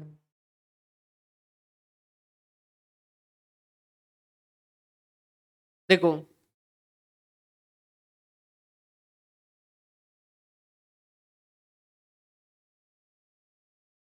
ट्रेडिशनल वाली में या नॉन डिस्काउंटेड वाली में सीधा सीधा लिखा है कि भाई ये जो है वो नॉन डिस्काउंटेड है, मतलब कि इनके अंदर जो भी कैश फ्लो होंगे वो कौन से होंगे, नॉन डिस्काउंटेड होंगे, मतलब कि उनकी डिस्काउंटिंग नहीं की जाएगी, मतलब उनकी प्रेजेंट वैल्यू वगैरह कैलकुलेट करने की जरूरत नहीं है। सर इसका मतलब ये सारे सिंपल है, बिल्कुल सारी सिंपल है। इसका दूसरा मतलब ये भी है कि ये सारी सारी रद्दी, बेकार और घटिया टेक्निक्स है। क्यों? क्योंकि जब एफएम जो बेचारा शुरुआत में पहले दिन ही उसने जो गालियां निकाल के आया था अकाउंटिंग को कि अकाउंटिंग बेवकूफ है, क्योंकि वो टाइम वैल्यू ऑफ मनी को कंसिडर ही नहीं करता है, समय के साथ पैसे की वैल्यू चेंज होती है उसको कंसिडर ही नहीं करता है। और जब उसके घर के अंदर कुछ लोग ऐसी बातें करें जो नॉन डिस्काउंटेड वाली हो, जो नॉन डिस्काउंटेड कैश फ्लो को कंसिडर करने वाली हो, तो उस केस के अंदर उससे एफएम खुद क्या कहेगा, गालियां ही निकालेगा। समझ पा रहे बात? तो ये एफएम के घर में हो चुके 3 कपूत है जो नॉन डिस्काउंटेड कैश फ्लो की बातें करते हैं, मतलब कि जो कैश फ्लो है उनको बिना डिस्काउंटिंग करवाए उनके बारे में, प्रोजेक्ट के बारे में इवेल्युएट करके बताते हैं कि भाई ये प्रोजेक्ट करना चाहिए या नहीं करना चाहिए। समझ पा रहे बात? पे बैक पीरियड मेथड बिल्कुल सिंपल सी बात कहता है कि भाई जो हमने पैसा लगाया भाई जैसे इस साइड के अंदर थोड़े समय पहले जो वो एक फ्रॉड चला था, ये इधर भी चला था और दोरीमन्ना साइड में उधर भी चला था। दोरीमन्ना में थोड़ा अलग टाइप से चला था, उसमें एक ऐप जो थी वो ऐप आई थी जिसके अंदर क्या है, आप जैसे 1 लाख अलग अलग स्कीम थी, 32,000 रुपये लगाओ तो आपको दिन को जो क्या मिलेंगे, 2-2 हज़ार रुपये मिलेंगे। इस तरीके से 32,000 लगा दो, आपको दिन को 2-2 हज़ार रुपये मिलेंगे। अभी ये जो है आगे वाला क्या सोचता है कि यार 32,000 लगा दे, फिर 16 दिन जो वो क्या करके आंख बंद करके बैठ जाएंगे, 16 दिन में अपने पैसे कवर हो जाएंगे, फिर उसके बाद में जो वो जितना आएगा उतना फायदा है। और यहाँ पर जो वो नेक्सा करके, नेक्सा ग्रीन या ऐसा करके भी यहाँ इस साइड में जोधपुर में भी चली थी इस तरीके, जिसमें 5-5 लाख रुपए लगाते थे, हर मंगलवार को कुछ पैसा आता था इस तरीके से। तो ये जो है यहाँ पर आप पैसा इन्वेस्ट करो तो नॉर्मली इनके अंदर क्या होता है, पैसा इन्वेस्ट करते वक्त आदमी जो थोड़ा होश खो देता है, लेकिन वहाँ नॉर्मली आदमी जब भी देखता है तो क्या देखता है, पे बैक पीरियड, कि अपने लगाए हुए पैसे कितने दिन में कवर हो जाएंगे। कि भाई अपने लगाए हुए पैसे जैसे वो जो स्कीम की बात कर रहे हैं तो कि 16 दिन के अंदर पैसे कवर हो जाएंगे, तो मतलब कि 16 दिन के बाद में जो क्या है फायदा ही फायदा है। तो वो सबसे पहली चीज क्या देखते हैं कि अपना लगाया पैसा कितने टाइम में रिकवर हो रहा है।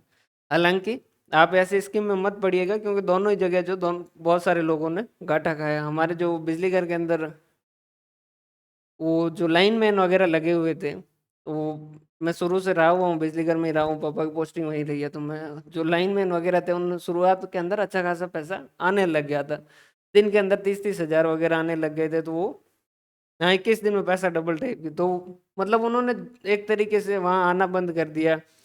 और इसमें क्या होता है, इसका सीधा गेम है कि लालच इतना दिखा दो कि आगे वाला सोचना बंद कर दे।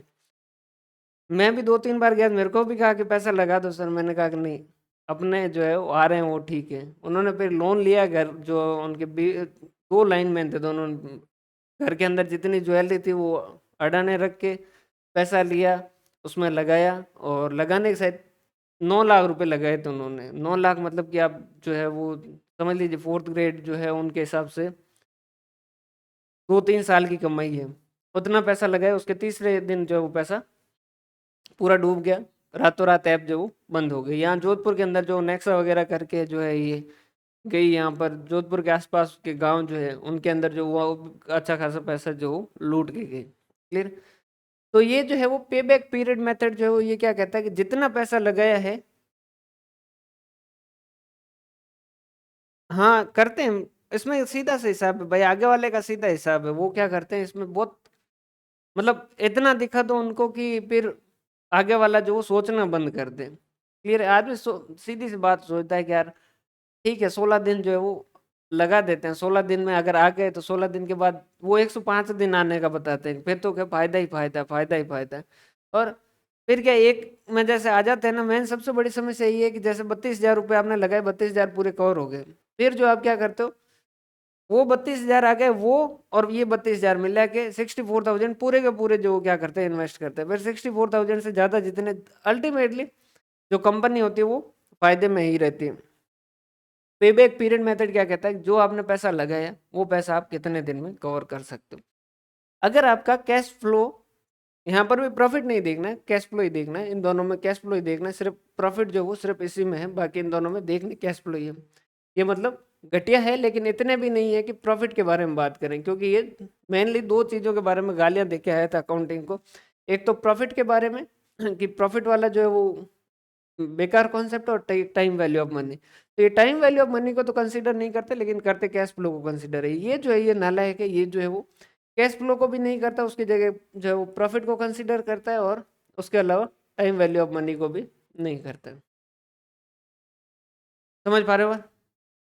तो ये क्या कहते हैं भाई, अगर आपके कैश फ्लो हर साल इक्वल है तब तो बिल्कुल सिंपल सी बात है कि आपका जो इन्वेस्टमेंट है डिवाइडेड बाय एवरेज जो आपका इनफ्लो है वो कितना आ रहा है। जैसे कि 40,000 रुपये आपने लगाए और हर साल जो आपको 4-4 हज़ार मिलेंगे या 10-10 हज़ार मिलेंगे, तो आप क्या कर दोगे, 40,000 डिवाइडेड बाई 10,000 क्या कर दोगे, 4 साल आपका पे बैक पीरियड है। बिल्कुल सिंपल सी बात, भाई 4 साल में पैसा लगाया कवर हो जाएगा। 40,000 रुपये, 10,000 रुपये हर साल आएंगे तो 10,000 के हिसाब से 4 साल में पैसा कवर हो जाएगा। लेकिन अगर आपका ऐसा ना हो और उस केस के अंदर ये हो कि भाई 40,000 लगाए, पहले साल आपको 10,000 मिलेंगे, दूसरे साल आपको 20,000 मिलेंगे, तीसरे साल जो है वो आपको 20,000 मिलेंगे, तो फिर आपको क्या करना होगा, कम्युलेटिव कैलकुलेट करना होगा कि भाई पहले साल के अंत तक टोटल 40,000 कवर करने, 40,000 पैसे लगे, पहले साल के अंत तक कितने रिकवर कर लिए, 10,000 रिकवर कर लिए। दूसरे साल के अंत तक कितने हो गए, 10 और 20, 30,000 जो वो कवर हो गए दूसरे साल के अंत तक। तीसरे साल के अंत तक कितने हो गए, 30 और 20, 50,000, जबकि अपने को कितने तक पहुंचना है, 40,000 तक। तो 30,000 से 40,000 तक पहुंचने के लिए आपको कितने कवर करने हैं, यहाँ पर 10,000 ही कवर करने हैं, ठीक है, तीसरे साल में। जबकि तीसरे साल में आप कर कितने रहे हो, 20,000। 20,000 जो आप कितने टाइम में करते हो, 12 महीने में करते हो, तो 1 रुपया कितने में, 12 डिवाइडेड बाई 20,000, तो 10,000 रुपये कवर करने में कितने लगेंगे, इंटू 10,000, मतलब कि 6 महीने। आप सीधे से भी कैलकुलेट कर सकते थे। तो ये 2.5 साल जो है वो आपका पे बैक पीरियड है कि 2.5 साल के अंदर पैसा जो आपका क्या हो जाता है, लगाया हुआ पैसा रिकवर हो जाता है। क्लियर है, समझ पा रहे बात? अगर हम बात करें पे बैक रेसिप्रोकल की, रेसिप्रोकल वर्ड का इटसेल्फ मतलब क्या है कि उल्टा। समझ पा रहे बात भाई? नॉर्मली अगर कैश फ्लो इक्वल होते हैं तो उस केस के अंदर आप ये कैसे कैलकुलेट करते हैं, आप कहते हैं कि इन्वेस्टमेंट कितना है divided by annual cash flow, कि भाई इक्वल होता तो आप क्या कहते हैं कि भाई 40,000 रुपये लगाए, हर साल कितना मिलता है, 10,000 मिलता है, तो 40,000 डिवाइडेड बाय 10,000 कितना, 4 साल जो वो आपका पे बैक पीरियड हो जाता। समझ पा रहे बात? पे बैक रेसिप्रोकल का मतलब क्या है, रेसिप्रोकल वर्ड का मतलब होता है उल्टा, ठीक है। तो उल्टा का मतलब क्या है, यहाँ पर जो क्या कर दोगे, इस फॉर्मूले को उल्टा कर दोगे, annual cash flow divided by investment. Sir annual cash flow जो है वो नहीं हो तो उस केस के अंदर तो नॉर्मली पे बैक रेसिप्रोकल जो यूज नहीं करते, और अगर कोई जो वो जिद पकड़ ले कि नहीं मेरे को पे बैक रेसिप्रोकल फिर भी करना है, तो फिर हम क्या करते हैं, एवरेज एनुअल कैश फ्लो को यूज करते हैं। क्लियर है? रेसिप्रोकल वर्ड का मतलब समझ गए क्यों? क्योंकि ये जो है इसका मतलब क्या है, रेसिप्रोकल का मतलब उल्टा, जो पे बैक पीरियड कैलकुलेट करते हो उसका जस्ट उल्टा रेसिप्रोकल, ये हो जाएगा। पे बैक पीरियड जितना कम हो उतना अच्छा है या जितना ज्यादा हो उतना अच्छा? सीधी सी बात है, कम हो उतना अच्छा। तो पे बैक रेसिप्रोकल जितना कम हो उतना अच्छा है या जितना ज्यादा हो अच्छा? सर पे बैक क्योंकि जितना कम हो उतना अच्छा है, इसका मतलब पे बैक रेसिप्रोकल जितना ज्यादा हो उतना अच्छा। तो ये तो क्या है, जितना कम जितना कम उतना अच्छा, ठीक है। और ये जितना ज्यादा उतना। क्लियर है भाई यहां तक की?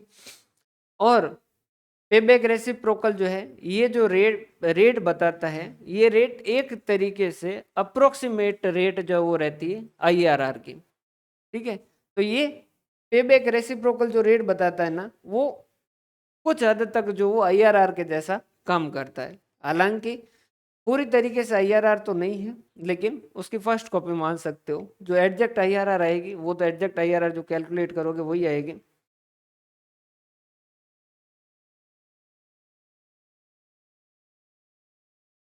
पेबैक और पेबैक रेसिप्रोकल इन दोनों में से जो क्वेश्चन बोलेगा वो। नॉर्मली पेबैक पीरियड मेथड तब किया जाता है जब पैसों की वैल्यू जो है वो टाइम वैल्यू ऑफ मनी जो वो बहुत ज्यादा चेंज होती हो। क्लियर है? बाकी क्वेश्चन जब बोलेगा कि भाई पे बैक पीरियड फॉलो करना है तो पे बैक पीरियड, और जब क्वेश्चन कहेगा पे बैक रेसिप्रोकल तो पे बैक रेसिप्रोकल। अल्टीमेटली दोनों के हिसाब से प्रोजेक्ट वही सेलेक्ट होगा, पे बैक पीरियड जो उसको कम बताएगा और ये रेसिप्रोकल रेट की वजह से ज्यादा बताएगा।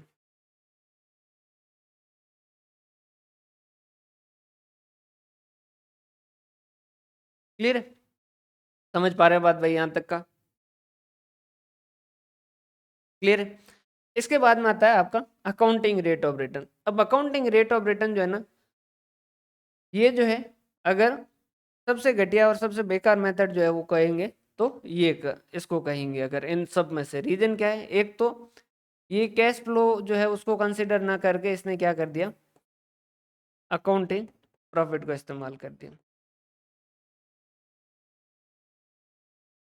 ठीक है। और उसके अलावा टाइम वैल्यू ऑफ मनी तो वैसे ये दो ऊपर वाले दोनों भी नहीं कर रहे थे, तो ये भी नहीं कर रहा है, तो टाइम वैल्यू ऑफ मनी को भी कंसिडर नहीं कर रहा है।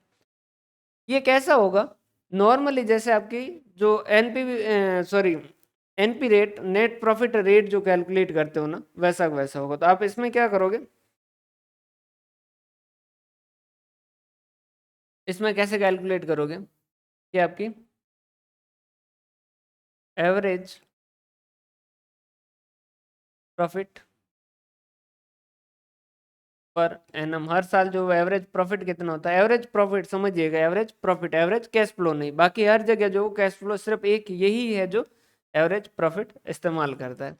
Average profit per annum divided by average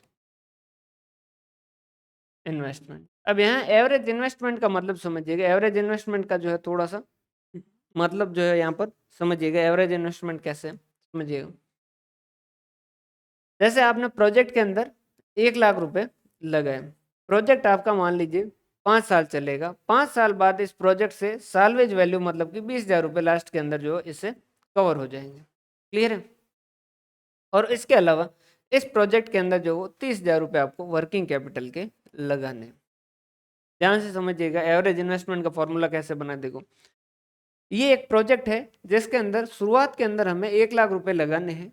आज की डेट के अंदर जो हमें क्या करने हैं, 1 लाख रुपए लगाने हैं। 5 साल चलेगा, 5वें साल के अंत में जो क्या होगा, प्रोजेक्ट पूरा हो जाएगा, जो भी मशीनें वगैरह है वो बेच देंगे और बेच के हमें 5th ईयर पे क्या हो जाएंगे, 20,000 रुपये सालवेज वैल्यू जो वो मिल जाएंगे। उसके अलावा 0 ईयर में हमें वर्किंग कैपिटल का पैसा जो वो लगाना है 30,000 रुपये। एवरेज इन्वेस्टमेंट का मतलब क्या है, ऑन एन एवरेज हमारे बिजनेस में कितना इन्वेस्ट रहा। सीधी सी समझिएगा, बात करें पहले सबसे पहले इस वर्किंग कैपिटल की। सबसे पहले वर्किंग कैपिटल तो आज लगा शुरुआत के अंदर 30,000, ठीक है, पहले दिन गया। और 5 साल तक रहा क्या? हाँ रहा, और 5वें साल के अंत में 30,000 वापस आए। तो वर्किंग कैपिटल का पैसा पूरे साल रहा क्या? बिल्कुल पूरे साल, मतलब पूरे प्रोजेक्ट की लाइफ में 30,000 बिजनेस के अंदर ब्लॉक रहा क्या? हाँ ब्लॉक रहा। पूरे बिजनेस के जितना भी टाइम था उतने पूरे समय के लिए 30,000 रुपए जो आपके बिजनेस के अंदर फंसे रहे। तो ये तो आपका हमेशा ही वर्किंग कैपिटल का इन्वेस्टमेंट बिजनेस के अंदर रहा ही रहा। उसके बाद में समझिएगा, ये जो इन्वेस्टमेंट है जिसमें आपने 1 लाख रुपए लगाए और जिसकी वैल्यू कम होती होती कितनी हो गई? 20,000 रुपए हो गए। ये 1 लाख रुपए लगाए और ये जो है ये 20,000 रुपए हो गए। अब यहाँ थोड़ा सा ध्यान समझिएगा, ये जो 20,000 सालवेज वैल्यू वाले हैं, ये आपके बिजनेस के अंदर शुरुआत में लग चुके हैं क्या? लग चुके हैं। और ये जो है ये क्या हो चुके हैं? अंत तक जो 20,000 रहे। तो सालवेज वैल्यू वाले भी 20,000 रुपए जो हमेशा आपके बिजनेस में लगे रहे। क्लियर है? लेकिन ये जो 80,000 रुपए हैं, मतलब कि 1 लाख से लेके 20,000 तक के ये जो एक्स्ट्रा 80,000 है, ये बिजनेस के अंदर कैसे लगे? ये धीरे धीरे धीरे धीरे धीरे धीरे कम होते गए। क्लियर है? तो ना तो पूरे 80,000 किसी दिन थे, 80,000 तो पूरे किस दिन थे? शुरुआत वाले दिन। सबसे अंत वाले दिन ये कितने थे? 80,000 की जगह पूरा का पूरा इन्वेस्टमेंट जो यूज हो चुका था तो जीरो हो चुके। तो ये 80,000 से कहाँ तक गए हैं? जीरो तक गए हैं। 80,000 से कहाँ तक गए हैं? जीरो तक गए हैं। या 1 लाख से 20,000 तक कह रहे हैं, बाकी अपन सिर्फ इस 80,000 को कंसिडर करें तो ये 80,000 ऑन एन एवरेज रहे हैं। तो ऑन एन एवरेज जब भी होता है तो हम उसे क्या करते हैं? 80,000 को डिवाइड बाय 2 कर देते हैं। भाई नॉर्मली ना 80,000 है ना जीरो है, आधे जो है उसके रहे हैं, तो हम इसको क्या करते हैं? इसको 40,000 मानते हैं। इस वजह से एवरेज जो है इस अकाउंटिंग रेट ऑफ रिटर्न के अंदर जो हम एवरेज इन्वेस्टमेंट कैलकुलेट करते हैं, तो हम कैसे कैलकुलेट करते हैं कि सालवेज वैल्यू ये हमारी पूरे प्रोजेक्ट के ड्यूरेशन के अंदर हमेशा पैसा ये बिजनेस के अंदर फंसा रहा। वर्किंग कैपिटल ये पूरे बिजनेस के अंदर पूरे टाइम के अंदर हमारा पैसा जो बिजनेस के अंदर फंसा रहा। क्लियर है? लेकिन ये जो आपकी इनिशियल इन्वेस्टमेंट है उससे लेके जो सालवेज वैल्यू तक की वैल्यू आई है, ये जो आपके 80,000 है, ये वैल्यू धीरे धीरे धीरे धीरे क्या हुई है? कम हुई है। तो ये जो पैसा है ये इसको क्या करोगे आप? डिवाइड बाय 2 करोगे कि एवरेज इन्वेस्टमेंट कितना रहा। तो आप 80,000 नहीं कह सकते क्योंकि 80,000 पहले थे। जीरो नहीं कह सकते क्योंकि जीरो सबसे लास्ट में। तो आप क्या मानोगे? इसमें बीच का एवरेज मानोगे। तो उस केस के अंदर हम क्या कहते हैं? Initial investment minus salvage value divide by 2। ये आपका क्या होगा? Average investment. ये क्या कहलाएगा? Average investment. यहाँ एक बार इसको आराम से जो तसल्ली से देख लीजिए, आराम से देख लीजिए इसको। कोई डाउट हो यहाँ तक तो बता दीजिए।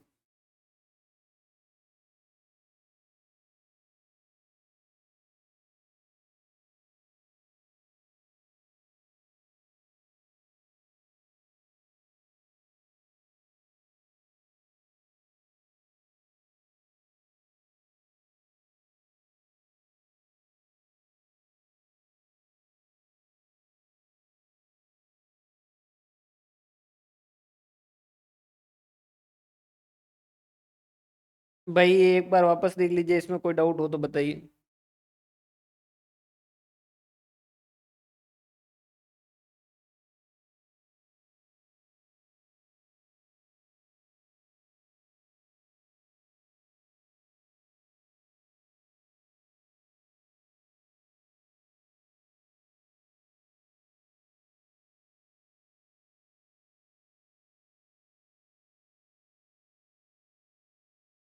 हाँ एवरेज इन्वेस्टमेंट अगर होगा, इसकी एवरेज वैल्यू कितनी होगी? तो जैसे कि भाई 30,000 रुपये तो 20,000 रुपये है जो तो आपके हमेशा ही लगे रहे। 30,000 रुपये वर्किंग कैपिटल के हमेशा ही लगे रहे। और ये जो 80,000 है ये डिवाइड बाय 2 कर दो, कितना? 40,000 रुपये। तो ये आपके हो गई एवरेज इन्वेस्टमेंट जो है वो 20,000 प्लस 30,000 प्लस 40,000, 4 3 7 8 9, 90,000।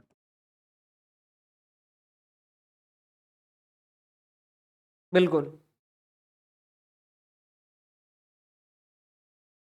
बिल्कुल सही है। भाई बाकी बोलो, क्या ये आपको क्लियर है क्या?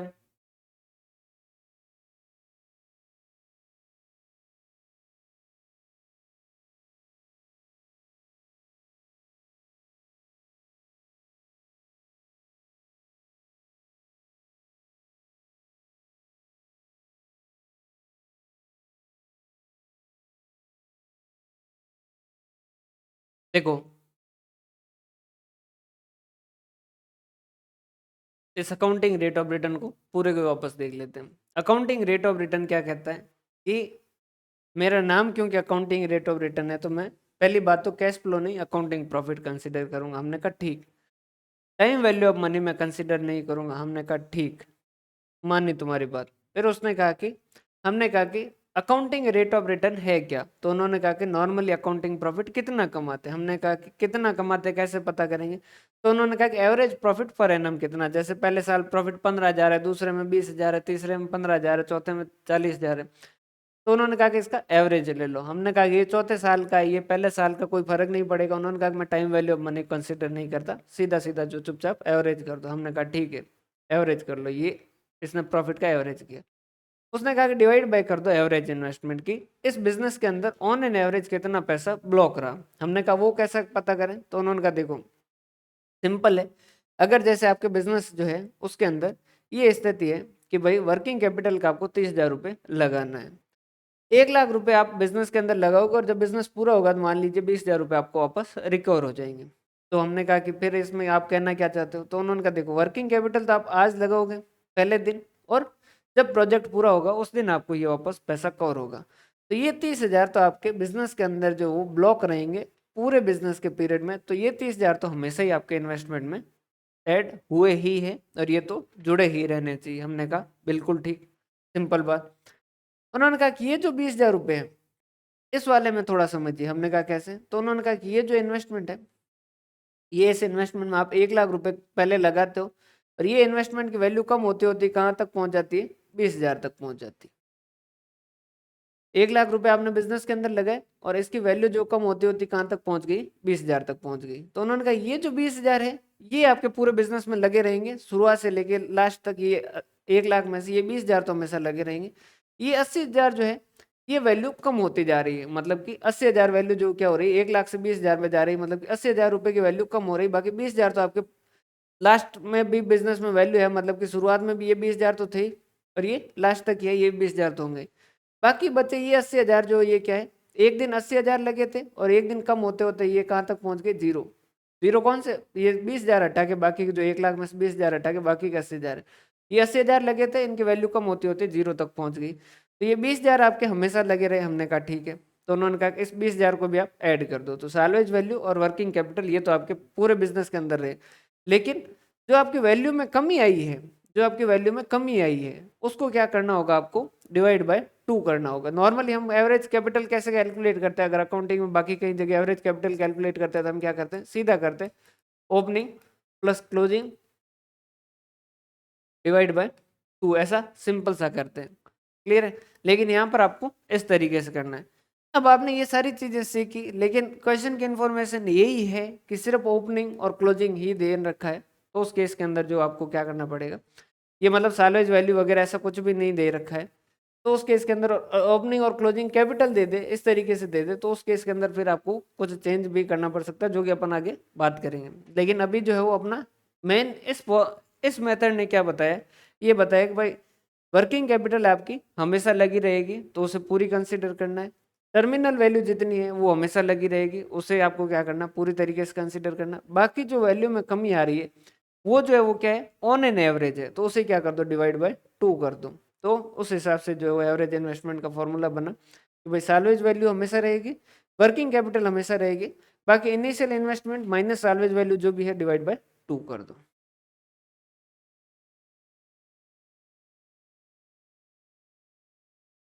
क्लियर है भाई। क्या ये यहाँ तक की चीज जो है वो समझ आई आपको।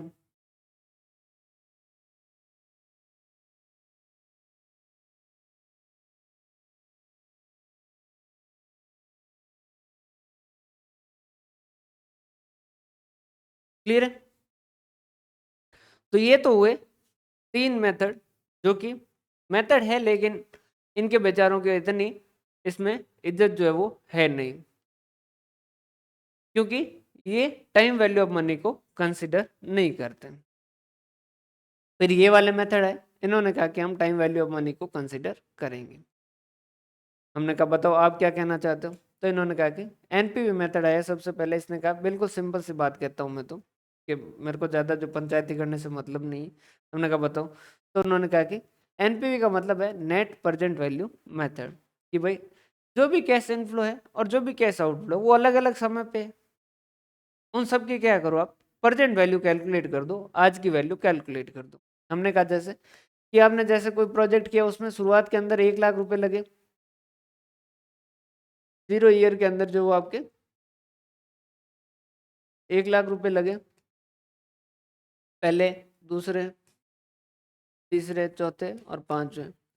तो ये इनके जो जैसे 30,000 आए, पहले साल में 30,000 आएंगे, फिर जो वो 40,000 आएंगे, फिर जो वो 20,000 आएंगे, फिर जो वो 70,000 आएंगे, फिर जो वो 5वें साल में लास्ट में जो वो मान लीजिए 30,000 आएंगे।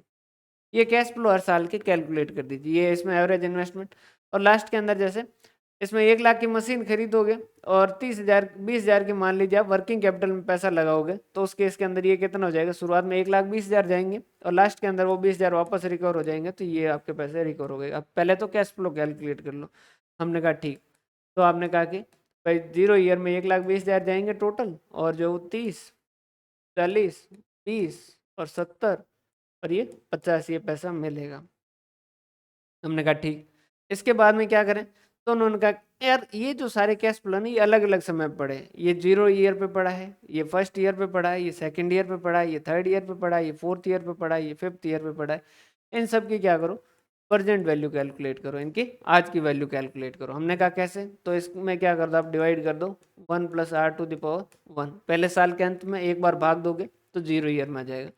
इसमें क्या कर दो 1 + r⁻2 का भाग दे दो। इसमें क्या कर दो 1 + r⁻3 का भाग दे दो। इसमें क्या कर दो 1 + r⁻4 का भाग दे दो। इसमें क्या कर दो 1 + r⁻5 का भाग दे दो। इससे क्या हो जाएगी इसकी, ये तो आज की वैल्यू 1,20,000 गए, और ये इसकी प्रेजेंट वैल्यू, इसकी प्रेजेंट वैल्यू, इसकी प्रेजेंट वैल्यू, इसकी प्रेजेंट वैल्यू और इसकी प्रेजेंट वैल्यू आ जाएगी। क्लियर। ये कैश आउटफ्लो की प्रेजेंट वैल्यू और ये कैश इनफ्लो की प्रेजेंट वैल्यू। मान लीजिए इनका टोटल दो चीजें हो सकती है, या तो इनका जो है वो प्रेजेंट वैल्यू, इनका टोटल जो वो आपका कितना आ जाए 1,18,000 आ जाए, या हो सकता है कि 1,20,000 आ जाए, और हो सकता है कि 1,30,000 आ जाए। तो अगर 1,20,000 लगा के बदले में जो पैसा है उनकी प्रेजेंट वैल्यू 1,18,000 है, मत करना, यहाँ 10% हो। हाँ मिल जाएगी, कल जो है वो अपन कल जब चैप्टर कंप्लीट हो जाएगा तो उसके बाद में जो हैंड रिटन नोट्स है उससे एक बार मैं आपको क्विक जो है वो पढ़ा भी दूंगा कि भाई ये जो चीज़ क्या क्या लिखे और इसको किस किस तरीके से रिवीजन करना है, समझिएगा। अगर 1,20,000 लगा के आपको बदले में 1,18,000 मिले, जो पैसा मिला उनकी प्रेजेंट वैल्यू मतलब ब्याज हटाने के बाद जो 1,18,000 मिले, क्या करना चाहिए क्या, बिल्कुल नहीं करना चाहिए। 1,20,000 लगा के बदले में 1,20,000 मिले, अगर आप निकम में हैं, टाइम पास करना है तो कीजिएगा, वरना करने से कोई खास फायदा है नहीं। और 1,20,000 लगा के बदले में 1,30,000 मिलते हैं तो उसके इसके अंदर आपको करना चाहिए। समझ पा रहे बात। तो अगर नेट प्रेजेंट वैल्यू प्लस है तो आप क्या करो सेलेक्ट करो, अगर नेट प्रेजेंट वैल्यू माइनस है मत करो, और अगर नेट प्रेजेंट वैल्यू 0 है तो आप इनडिफरेंस है, कोई भी फर्क नहीं पड़ेगा। क्लियर है, समझ पा रहे बात।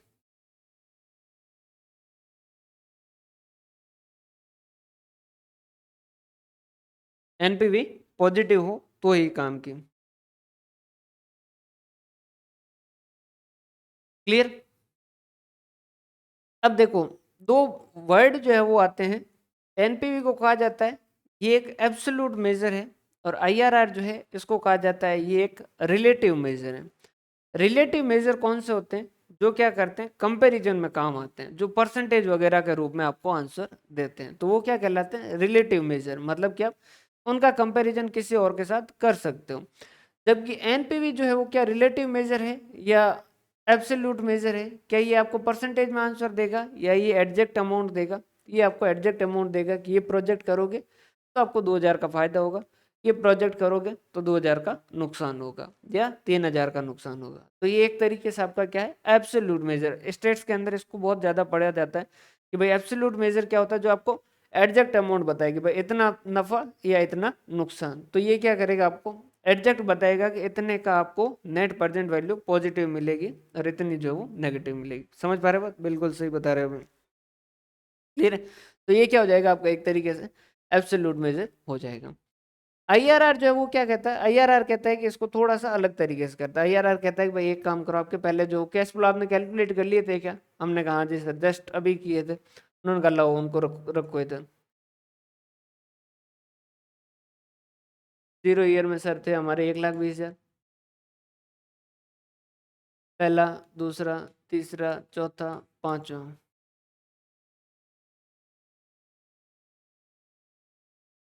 30, 40, 20, 70, और ये कितना था? 30 और 20, 50,000। ये हो गए आपके जो है वो।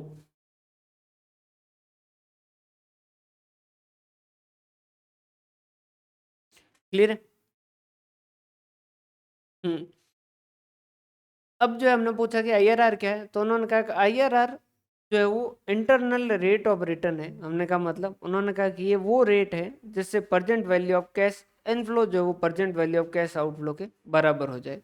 हमने कहा मतलब कि ये बताएगा कि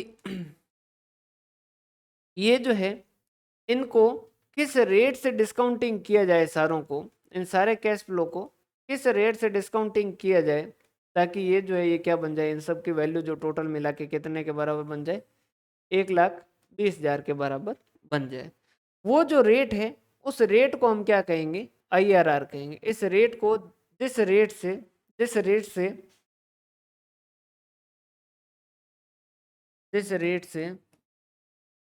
present value of cash outflow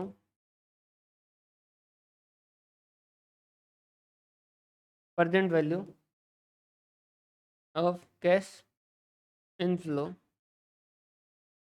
के बराबर हो जाए, वो रेट जो है वो क्या कहलाएगी?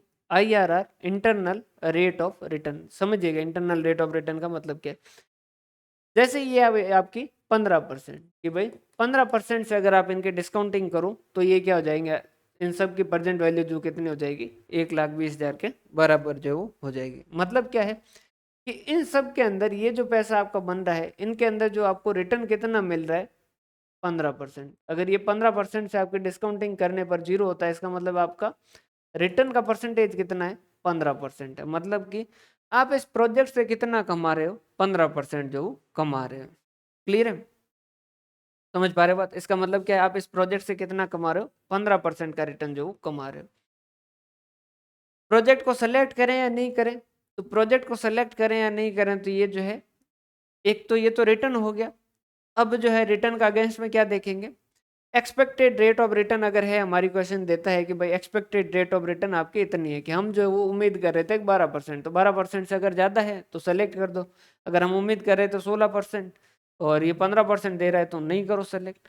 या फिर डिस्काउंटिंग रेट जो क्वेश्चन दे देता है, या फिर जो जैसे भी क्वेश्चन जो वो रेट दे देता है, या कॉस्ट ऑफ कैपिटल दे देता है कि हम जो पैसा लेके आए मान लीजिए वो 20% पे लेके आए, फिर जो 15% अगर आईआरआर होगा तो क्या सेलेक्ट करेंगे? क्या नहीं करेंगे। तो हम क्या करेंगे, या तो हमारी क्वेश्चन देगा कि हमारी एक्सपेक्टेड रेट ऑफ रिटर्न क्या है, कि हम कितना चाहते हैं, अगर वो दे रखा है तो उसके साथ कंपैरिजन करेंगे। या फिर क्वेश्चन डिस्काउंटिंग रेट दे दे तो उसके हिसाब से कंसिडर करेंगे। या फिर जो क्वेश्चन जो है वो आपको कॉस्ट ऑफ कैपिटल दे दे कि हमने जो पैसा लेके आए वो उसकी रेट ही है, तो उनमें से जो भी रेट दे रखी है उससे अगर इक्वल है तो आप करो या नहीं करो कोई फर्क नहीं पड़ता है। और अगर उससे ज़्यादा है आईआरआर आपके तो 100% कीजिए, आपको अच्छा फायदा मिलेगा। मतलब कि ये जितना जो आपका एक्स्ट्रा है वो फायदा मिलेगा।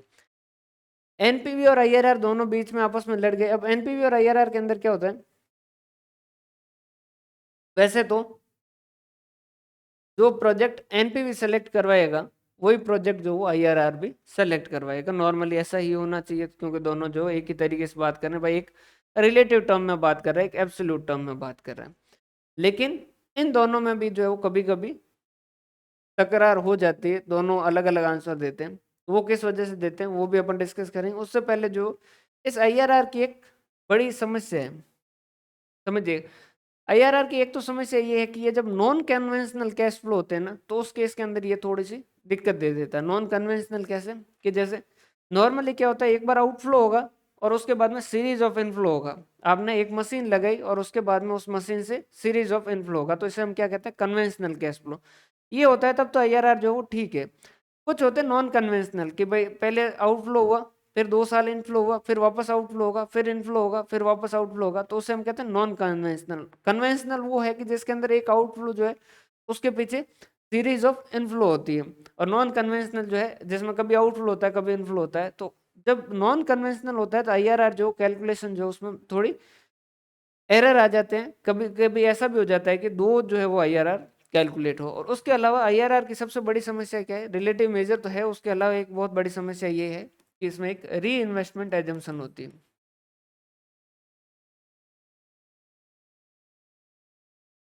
अब ये क्या है री इन्वेस्टमेंट एजम्पशन, तो री इन्वेस्टमेंट एजम्पशन क्या है, ये क्या मानता है कि जैसे आपके प्रोजेक्ट जो है वो ये है कि 0, 1, 2 और 3, 30,000 रुपये लगाने हैं आपको, और हर साल जो आपको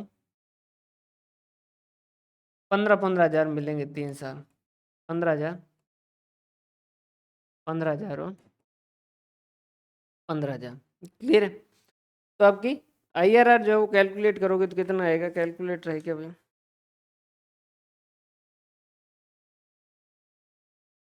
कैलकुलेटर नहीं है, बता देते हैं, आप बाद में बता देंगे कैलकुलेशन से। जैसे आपके आईआरआर आई 15%, ठीक है, जैसे आपके आईआरआर आई 15%, तो 15% से आप डिस्काउंटिंग करोगे इनकी, इसका मतलब क्या है, 15% से आप डिस्काउंटिंग करोगे इनकी 15,000 15,000 15,000 की, तो वो कितनी होगी टोटल, 30,000 रुपये होगी। इसकी री इन्वेस्टमेंट एजम्पशन क्या कहती है, ये कहती है कि आपके पहले साल जो 15,000 रुपये, अगर आपकी आईआरआर 15% है तो ये मानती है अपने आप, इसकी कैलकुलेशन ऐसी होती है जो कि मानती है कि ये जो पहले साल के अंत में जो 15,000 रुपये रिसीव हुए उसको आप 15% पे इन्वेस्ट कर सकते हो। दूसरे साल के अंत में जो है वो 15,000 जो रुपये रिसीव हुए उसको आप वापस क्या कर सकते हो, 15% पे इन्वेस्ट कर सकते हो। और तीसरे साल के अंत में जो भी पैसा रिसीव होता है उसे आप क्या कर सकते हो, 15% पे इन्वेस्ट कर सकते हो। हमने कहा कि हम ये कैसे माने कि ये आईआरआर ऐसा मानती है, तो उन्होंने कहा कि आप एक काम कीजिए, आप चाहें तो ऐसा कर दीजिए, ये जो है ये आपके 0, 1, 2 और 3 जो है इसमें आपके 30,000 जो हो गए। इसके बाद में ये जो 15,000 है, इस 15,000 पे आपकी जो आईआरआर 15% है, अगर मान लीजिए भाई, ये हो सकता है अलग हुआ ना, मैं सिर्फ एक तुक्का ले रहा हूँ। आप इसको क्या कर दीजिए, यहाँ से सारों को क्या कर दीजिए, तीसरे साल के अंत में जो कैलकुलेट कर भेज दीजिए। हमने कहा तीसरे साल के अंत में कैसे, तो उन्होंने कहा 15,000 इंटू 1.15 के पावर 2, पहले साल के अंत में एक बार गुणा करोगे दूसरे साल के अंत में, और दूसरी बार गुणा करोगे तीसरे साल के अंत में। ये जो 15,000 दूसरे साल के अंत में, इसको 1.15 से एक बार गुणा करोगे तीसरे साल के अंत में, और ये 15,000 तो बेचारे तीसरे साल के अंत में ही पड़े।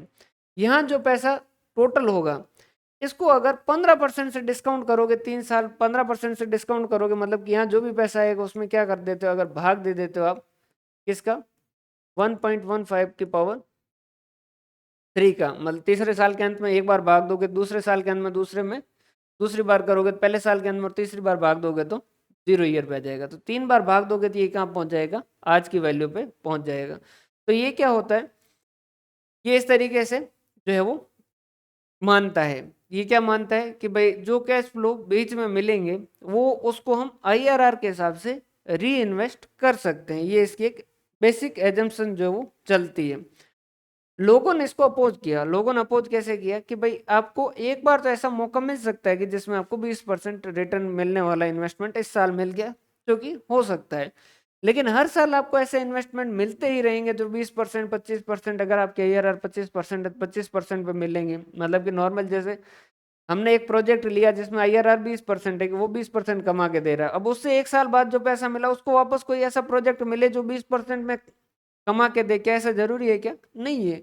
हो सकता है कि ऐसा मिले, हो सकता है कि नहीं मिले। तो उन्होंने कहा कि ऐसा बहुत रेयर केस होता है जिसके अंदर हर साल आपको इस तरीके से प्रोजेक्ट मिले। तो ये आप जो इस तरीके से मानते हो ना, ये बिल्कुल बेवकूफ बात है, ऐसा मत कीजिए। तो हमने कहा कि फिर क्या करें, तो उन्होंने कहा कि ये तो आपकी री इन्वेस्टमेंट के जो एजम्पशन है ना, ये तो है गलत। हमने कहा फिर क्या करें, तो उन्होंने कहा कि एक नया मेथड लेके आए, जिसने कहा कि आप क्या मानते हो कि ये पैसा जो आपका इस साल मिल रहा है, मतलब पहले साल के अंत में और दूसरे साल के अंत में और तीसरे साल के अंत में, ये पैसा कितनी रेट पे इन्वेस्ट हो सकता है।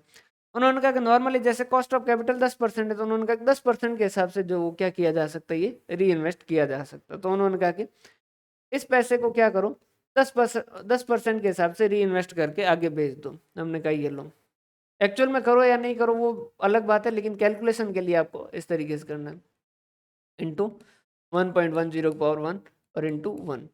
ये यहाँ जितना भी पैसा आएगा, ये जो भी पैसा आएगा, इसके लिए फिर क्या करो, आप एक रेट कैलकुलेट करो, वो रेट जिससे ये पैसा जो हो, इसमें अगर 3 बार भाग दें उसका 1 प्लस रेट का, तो ये क्या बन जाए, 30,000 बन जाए। तो इससे क्या होगा, आपकी जो एक IRR की एक जो री इन्वेस्टमेंट की एजम्पशन है कि हम मानते हैं कि भाई IRR के हिसाब से हम री इन्वेस्ट कर लेंगे, जो कि गलत है, वो क्या हो जाएगी, सही हो जाएगी। तो यहाँ पर आप क्या करोगे, जो भी आपकी रेट लेनी है, जैसे डिस्काउंटिंग रेट से आगे भेजना है तो डिस्काउंटिंग रेट से, या फिर क्वेश्चन जो भी रेट से बोले उस रेट से आप आगे भेज के फिर जो वो रेट कैलकुलेट कर सकते हो। क्लियर है। तो इस रेट को हम क्या कहते हैं, इस रेट को हम जो क्या बोलते हैं, MIRR। इसे हम क्या कहते हैं, MIRR, modified internal rate of return. मतलब कि है IRR के जैसा ही, लेकिन IRR की एक खामी है, जो री इन्वेस्टमेंट एजेंशन, उसको हटाने के लिए हम क्या करते हैं, MIRR जो वो कैलकुलेट करते हैं। MIRR में क्या करते हैं, बेसिकली IRR की जो री इन्वेस्टमेंट एजम्पशन है उसको सॉल्व करते हैं। और वो कैसे सॉल्व करते हैं कि जो कैश फ्लो है उसको हम री इन्वेस्टमेंट जो वो हमारी जो जिस रेट से हम एक्सपेक्टेड हम चाहते हैं, उससे हम क्या करते हैं, सारे कैश फ्लो को लास्ट में भेज देते हैं और फिर उसकी प्रेजेंट वैल्यू जो कैलकुलेट करते हैं। उस टाइम जो रेट आती है उसे हम क्या कहते हैं, MIRR कहते हैं। क्योंकि सारे कैश फ्लो को हम टर्मिनल पे लास्ट पे लेके जाते हैं, इस वजह से इसे टर्मिनल कैश फ्लो टेक्निक भी कहा जाता है। क्लियर है भाई, ये चीज समझ आई। बाकी जो अपन कल की क्लास के अंदर एक जो प्रॉपर एग्जांपल लेके भी इसको और समझ लेंगे, ताकि आपको डाउट ना रहे।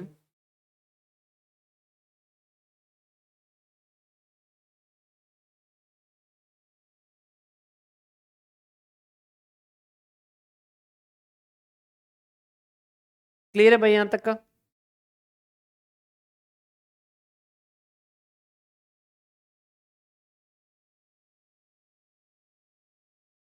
इसके बाद में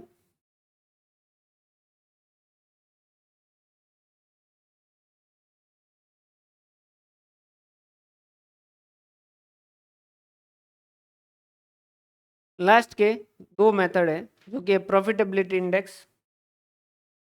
बिल्कुल सिंपल सा है। ये कहता है कि ये तो वैसा है कि देखो, ये एक मेथड बनने के लिए बना है, ठीक है। NPV जो क्या करता है, present value of cash inflow minus present value of cash outflow. अगर पॉजिटिव आए तो यस कर दो, अगर नेगेटिव आए तो नो कर दो। प्रॉफिटेबिलिटी इंडेक्स या बेनिफिट कॉस्ट टेक्निक ये क्या कहता है कि आप एक काम करो, present value of cash inflow divided by present value of cash outflow कर दो। हमने कहा ठीक। इससे क्या होगा, उन्होंने कहा कि इससे होगा ये कि अगर आपका ये एक से ज़्यादा है, एक से ज़्यादा कब आएगा भाई, अगर यहाँ 50,000 है और यहाँ 50,000 होगा तो एक आएगा, और यहाँ 50,000 है, यहाँ 51,000, 52,000, 53,000 कुछ होगा, तभी एक से ज़्यादा आएगा, मतलब कि present value of cash inflow ज़्यादा है। और उसने कहा कि अगर एक से ज़्यादा है सेलेक्ट कर दो। एक से कम कब आएगा, जैसे 50,000 है और ये अगर एक से कम लाना है तो यहाँ 50,000 से कम लाना होगा ऊपर। तो अगर एक से कम आता है तो आप क्या कर दो, इसको रिजेक्ट कर दो। हमने कहा ठीक। और अगर एक आ जाए तो फिर आप इंडिफरेंस है, कोई फर्क नहीं पड़ता आप करो या नहीं करो। बिल्कुल क्लियर, सही है। सही बता रहे हैं भाई।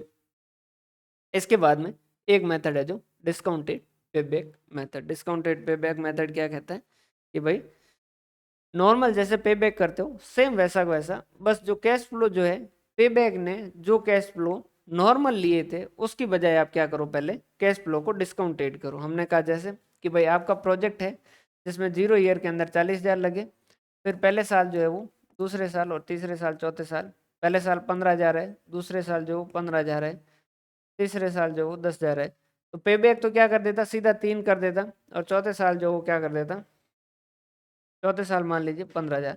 नॉर्मल पे बैक तो क्या करता कि 15 15 30 और 40,000 कवर हो गए, 3 साल हमारा पे बैक होता। ये कहता है कि ये करने से पहले इसकी क्या करो, प्रेजेंट वैल्यू कैलकुलेट करो। ये 40,000 तो 40,000 ही है, इस 10,000 की प्रेजेंट वैल्यू मान लीजिए 909090 है, और ये जो है 90 भी नहीं, मान लीजिए 12,000 है, इसका मान लीजिए 11,000 है, इसका मान लीजिए 7,000 है, और इसका मान लीजिए 9,000 है। ठीक है, कितना हो गया 12, एक और लेना पड़ेगा, 5वां साल, जिसमें 20,000 है, जिसका जो है वो 12,000 प्रेजेंट वैल्यू। तो क्या करो, 12 और 11 कितने हो गए, 22 और 23,000 दूसरे साल के अंत तक हो गए, 23 और 7 30,000 तीसरे साल के अंत तक हो गए, 39,000 चौथे साल के अंत तक हो गए, और 5वें साल में 1,000 बचा है। 12,000 जो है वो पूरे साल में मिलता है, तो 1,000 कितने में मिलेगा। जैसे मंथ में कैलकुलेट करो या डेज में कैलकुलेट करो, तो आप कहोगे 12,000 कमाने के लिए आपको कितना लगता है, 365 डेज लगते हैं। तो 1 रुपया कमाने के लिए कितना लगेगा, 365 डिवाइडेड बाय 12,000। अपने कितने बचे, 1,000। तो ये जितना भी आएगा ये डेज, तो आप क्या कहोगे, 4 साल और इतने दिन। समझ पा रहे बात, क्लियर है। हाँ, पे बैक गाली खाने के बाद जो वो ये यहाँ आके थोड़ा सुधर गया है।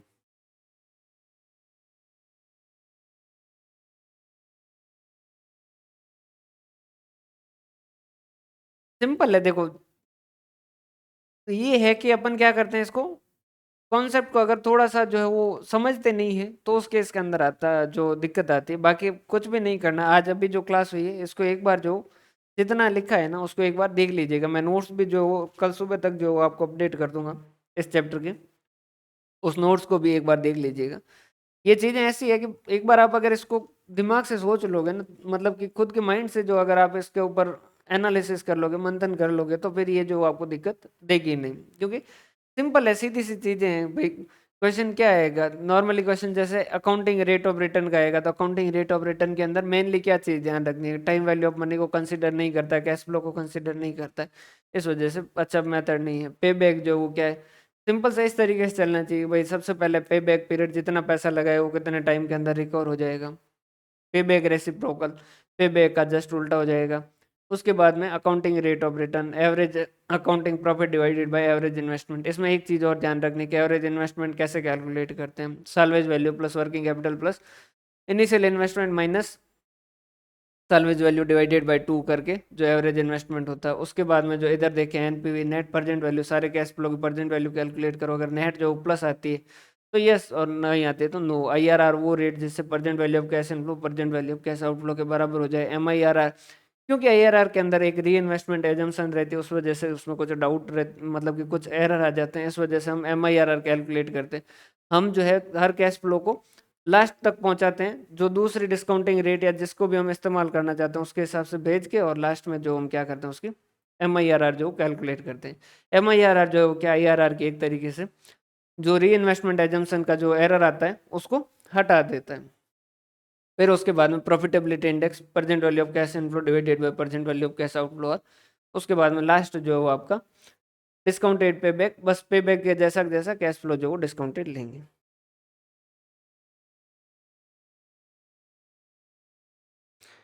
अभी इसमें थोड़ा सा जो है पहले आधा घंटा ये देखेंगे, इसके अंदर कुछ जो थ्योरी भी देखनी पड़ेगी, क्योंकि यहाँ आ सकता है, तो कल जो नोट्स के साथ जो थ्योरी देख लेंगे, एक बार इसको रिवीजन कर लेंगे। मतलब कुछ और एक्स्ट्रा पॉइंट है जो थ्योरी के रूप में और क्वेश्चन बनते हैं जो भी, वो सारा डिस्कस करके फिर जो अपन नेक्स्ट टॉपिक पे चलेंगे। क्लियर है, बहुत बहुत धन्यवाद। हंसते रहें, मुस्कुराते रहें, और आपका जो है वो हाँ कैपिटल राशनिंग वगैरह, अभी जो है वो 2-3 कॉन्सेप्ट बचे हैं, मतलब आधा पौन घंटा जो कल और समय लेगा। संडे का समय दिया आपने, इसके लिए बहुत बहुत धन्यवाद। और हंसते रहो, मुस्कुराते रहो, पढ़ते रहो, और कोई भी डाउट हो तो बताइएगा। क्लियर है, व्हाट्सएप नंबर है मेरे, तो आप उस पर भेज दीजिएगा। अब एंजॉय करो, खूब एंजॉय करो, संडे मनो। Okay, good night.